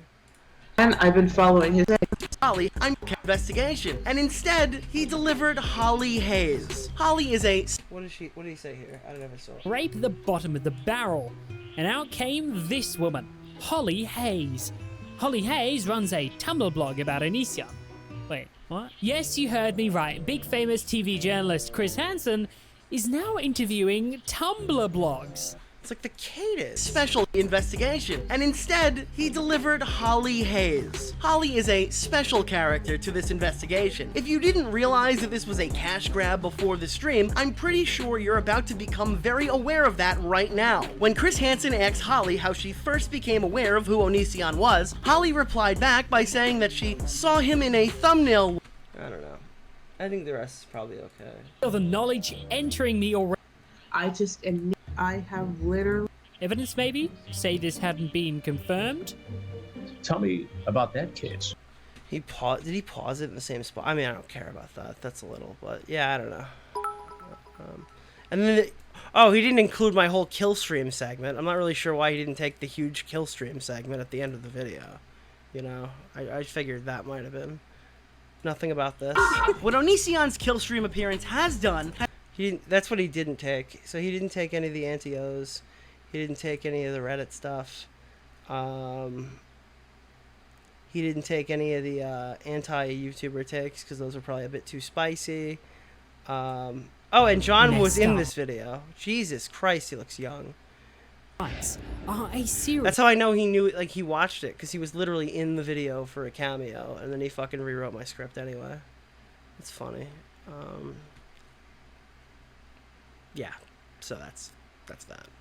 YouTube boxing, Nick versus. I feel like there's a weight differential there. It wouldn't be able to be justified. John probably doesn't want to associate with content with the kill stream. Yeah, I don't know if anyone wants to. I don't think the kill stream would want to associate their content with John right now. I always forget Tumblr's still going. Yeah, they really bounced back from all the child porn they had on that site. Jesus, all the random Nazis who are responding to Keemstar right now about because fucking CRP is like super fucking defending Russia. So Keem made a joke, and now all my replies are people being like, "You're scared of the narrative." Like, Jesus Christ, dude, suck Russia's cock a little bit more, bro. What the fuck?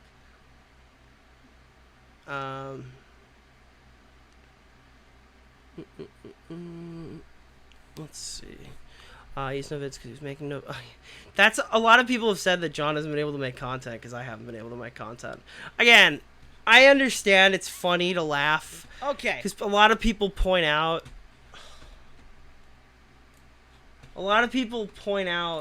That I made a Suzy Lou video in It's not. December. He made his Suzy Lou video. People are moral. In April. Then after I was done with Suzy Lou, I spent 3 months going after Chris Hansen. I think both of these videos came out. What was this? May 6, 2020. His first video. Dared. Yeah, so I made 2 videos on Chris Hansen, and then John made 2 videos on Chris Hansen. So then we collabed on the Deji thing. And then I made Creepshow art, and then he made Creepshow. A lot of people joke about that. I don't know. I don't think it's really too much to it.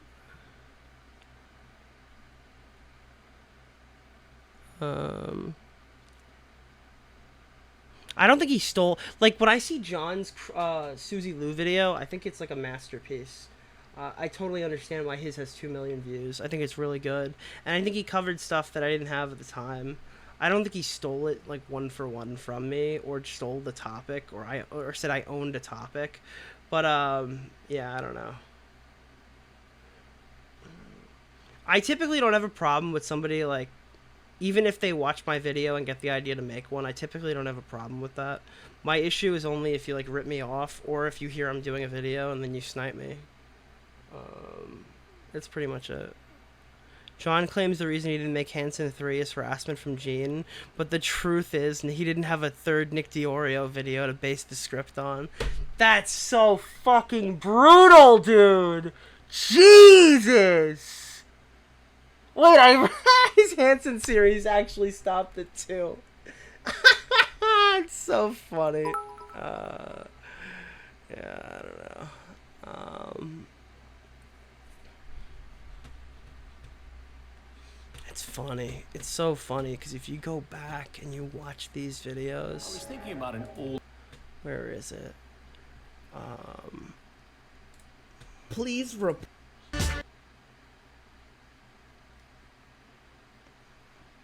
stop you from making your own cause a complete shit show. Oh, and speaking of shit show, I'm gonna link John Swan's video in the description, but he outlines exactly how unlikely it is that we'll see an Onision conviction of the things that he's been accused of doing. I'm sure watching Shiloh brigade a man who asked a simple question.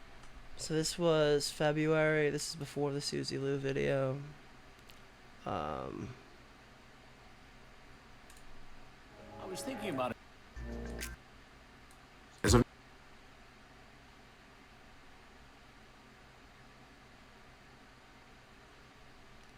Did I promote John in this one? No. That's not.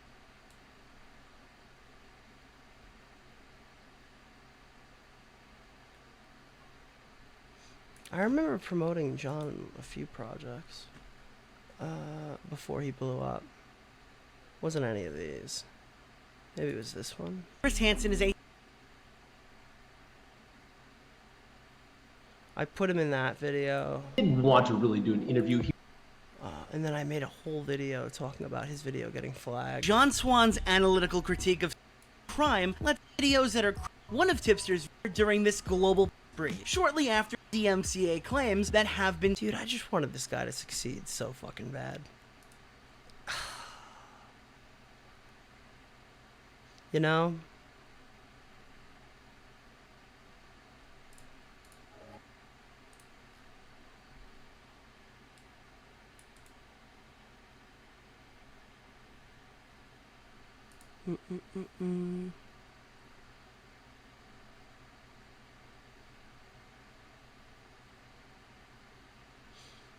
Yeah, dude, it just sucks. It sucks. I feel like over the time that I've been on YouTube, I've like gone out of my way to help people, and you never go out of your way to help somebody like expecting something in return. But and it would be bad if you did that. Like, I think it's objectively bad to do good deeds just because like you think somebody's gonna help you down the line, or you're gonna get reciprocated for it eventually. Then it's not really a good deed.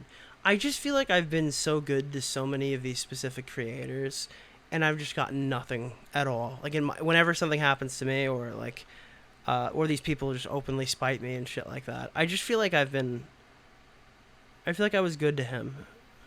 I don't know. And they just fuck me over all the time. It's crazy. It's definitely crazy, crazy, crazy. Yeah. I can't wait for the Swan versions of the 13 Reasons Why review. Yeah, dude, 13 Reasons Why Pie Man was fucking faking it! I'm just kidding. I don't know, dude. Oh, God. Let's hit 100K. This was my first big video. Let me just take over my screen. Yeah, this was my first big video. It got 20,000 views, which was so fucking cool. No, As like I don't. I think it's... That's so cool. I could nuke these 3 videos and it wouldn't hurt my catalog at all.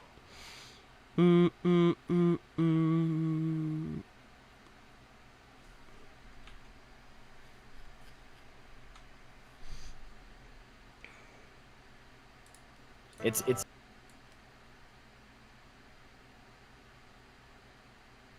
This was back when we didn't like John. It's a constant semantic debates about shit that doesn't fucking matter. Then you small guys follow around and Oh my god. Look at this meme I made in 2019, dude. March of the Penguins. Tro fucking wandering around with like Slacker, Staffo, and John following him.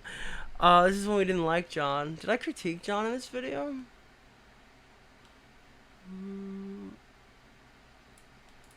Then he's probably deep 4 years. The hours and no biggie, really, no biggie. 400K, whatever. It's cool. It's whatever. Feels nice to know that despite the hours and hours of effort I put into my videos, I have not even hit 100K. That's so cringy. Imagine making a video about somebody getting views, and you're like, I pour hours and hours into my content, and I get no views. That was the worst Tom take. YouTubers and recommend them. Wait, where's day long content and valid the formula. You compromise. If circumstances are different, then you change it. If the formula doesn't work, you change the formula. Dude, imagine being a fucking 2,000 sub Andy and being like, dude, your videos suck. If the formula doesn't change, or if the formula doesn't work, you change the formula. And then Scrubby's like, dude, I have 1 million subs and I drive a fucking Lamborghini. Suck my dick. Like, how delusional do you have to be to write something like that into your script? And Tom collabed on that video too. Dude, oh my god. Oh my god. John said reaction commentary could fucking like kill people.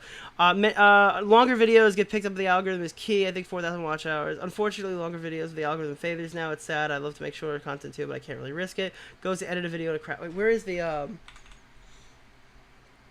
Did I ever say making money's a bad thing? You're trying to extract something that my algorithm wasn't there. Where is it? He said like it's like detrimental to children to make reaction commentary. God, I forgot where it was. What is this? Oh, fuck. Dude, is this some of the biggest goddamn leeches done before they make something as serious as pedo allegations? But if manipulating your fans, doxing your friends, and backstabbing fellow creators doesn't put you up there with some of the biggest goddamn leeches on the site, I don't know what does. Loki, or according to his Twitter handle, Loki is Daddy, is a commentary channel. And despite boasting an impressive 160,000 subscribers, his name is not as recognizable as you would think. That's because he's not just a commentator, no, he's a reaction commentator, which means he just sits down in front of a cheap mic and, well, I'll just show you. Do you guys know the girl named Lauren Gray? And he disappeared again.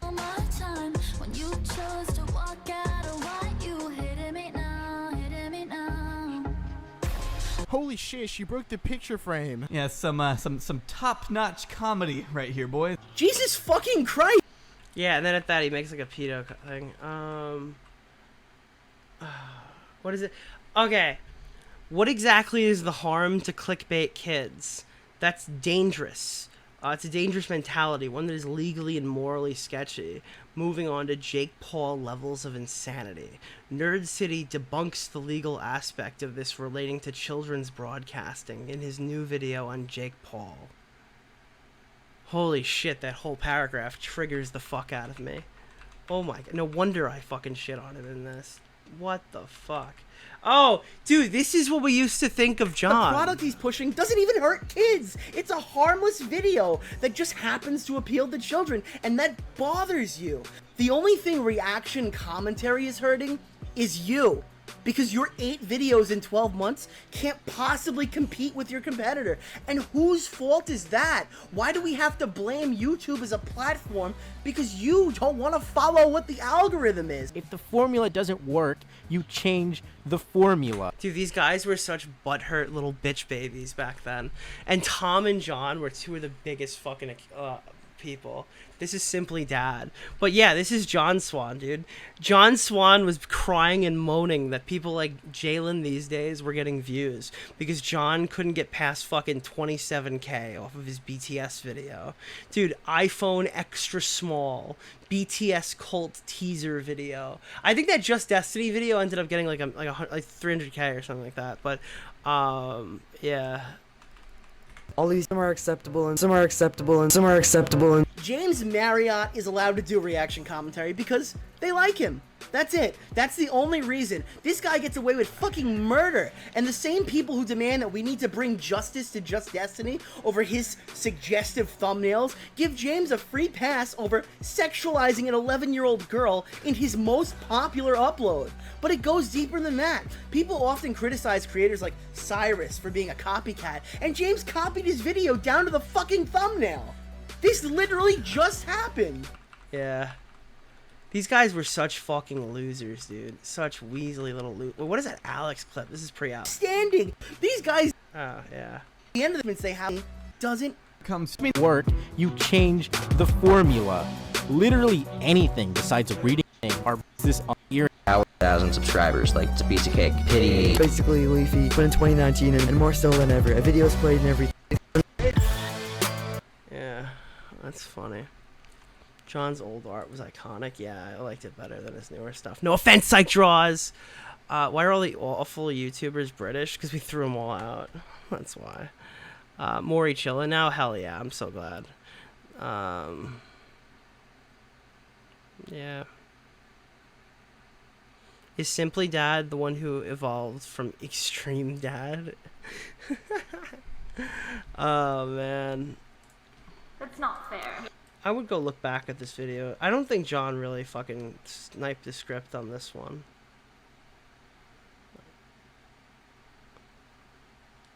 I don't think. I can explain. You lied to me. No, that wasn't the deal.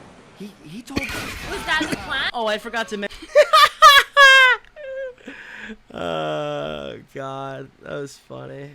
I think the N-word's in one of these. I gotta watch out. Was I the only one who thought Just Destiny wasn't a pedo during that drama? No, I thought he wasn't a pedo, and I have fucking 220,000 people who would back me up on that. Yeah. Dude, I wanted that kid to succeed. I liked him. After all his little elitism and his Minecraft shit. By the way, if you want to watch any super cringy Nick videos, yo, do you see this button? Members only? I relaunched it, so if you're a member of the main channel, when I was going to announce this when I post, but I probably... I've remade my members shit. I can't show you. Oh, join. Okay. We now have normal member stuff. Really, you can join at any of these tiers if you want. Think of it as a donation. You're just gonna get extra videos that are predetermined. I'm not adding anything to this playlist, but you'll get the members only videos that I've added to the playlist that you guys can watch, and you'll get these emojis that you'll never use. Okay. And then I added this for Discord access, and then this is just nothing. All right, this is ad block forgiveness. This is the new membership tiers. I'm gonna mirror them on Patreon eventually. Once I've posted 4 videos. That's when I'll open a Patreon, because then I know I'm serious about it. But yeah, so I redid members. If you want to watch any of this crusty shit of like fucking schizo 5-year-old Nick, which is not 5-year-old Nick. Realistically, I was just like, this is like months before I started posting. Just for the sake of clarifying them. Yeah, okay. I don't even sound like me in these videos, so you should probably check it out. Wait, $50? Yeah, you don't have to pay $50. That's for people who want to pay $50. I've had people pay $50 before, and that's been fine. If you want to pay $50, you can pay $50. If you want to pay $20, you can pay $20. If you want to pay $5, you can pay $5. If you don't want to pay at all, well, sucks for you. You can't see the videos. But everybody else, if you want to pay whatever, you can pay whatever. If you don't want to, that's fine by me. All right? I'm not fucking gonna beg for donations. I'm just telling you how it works.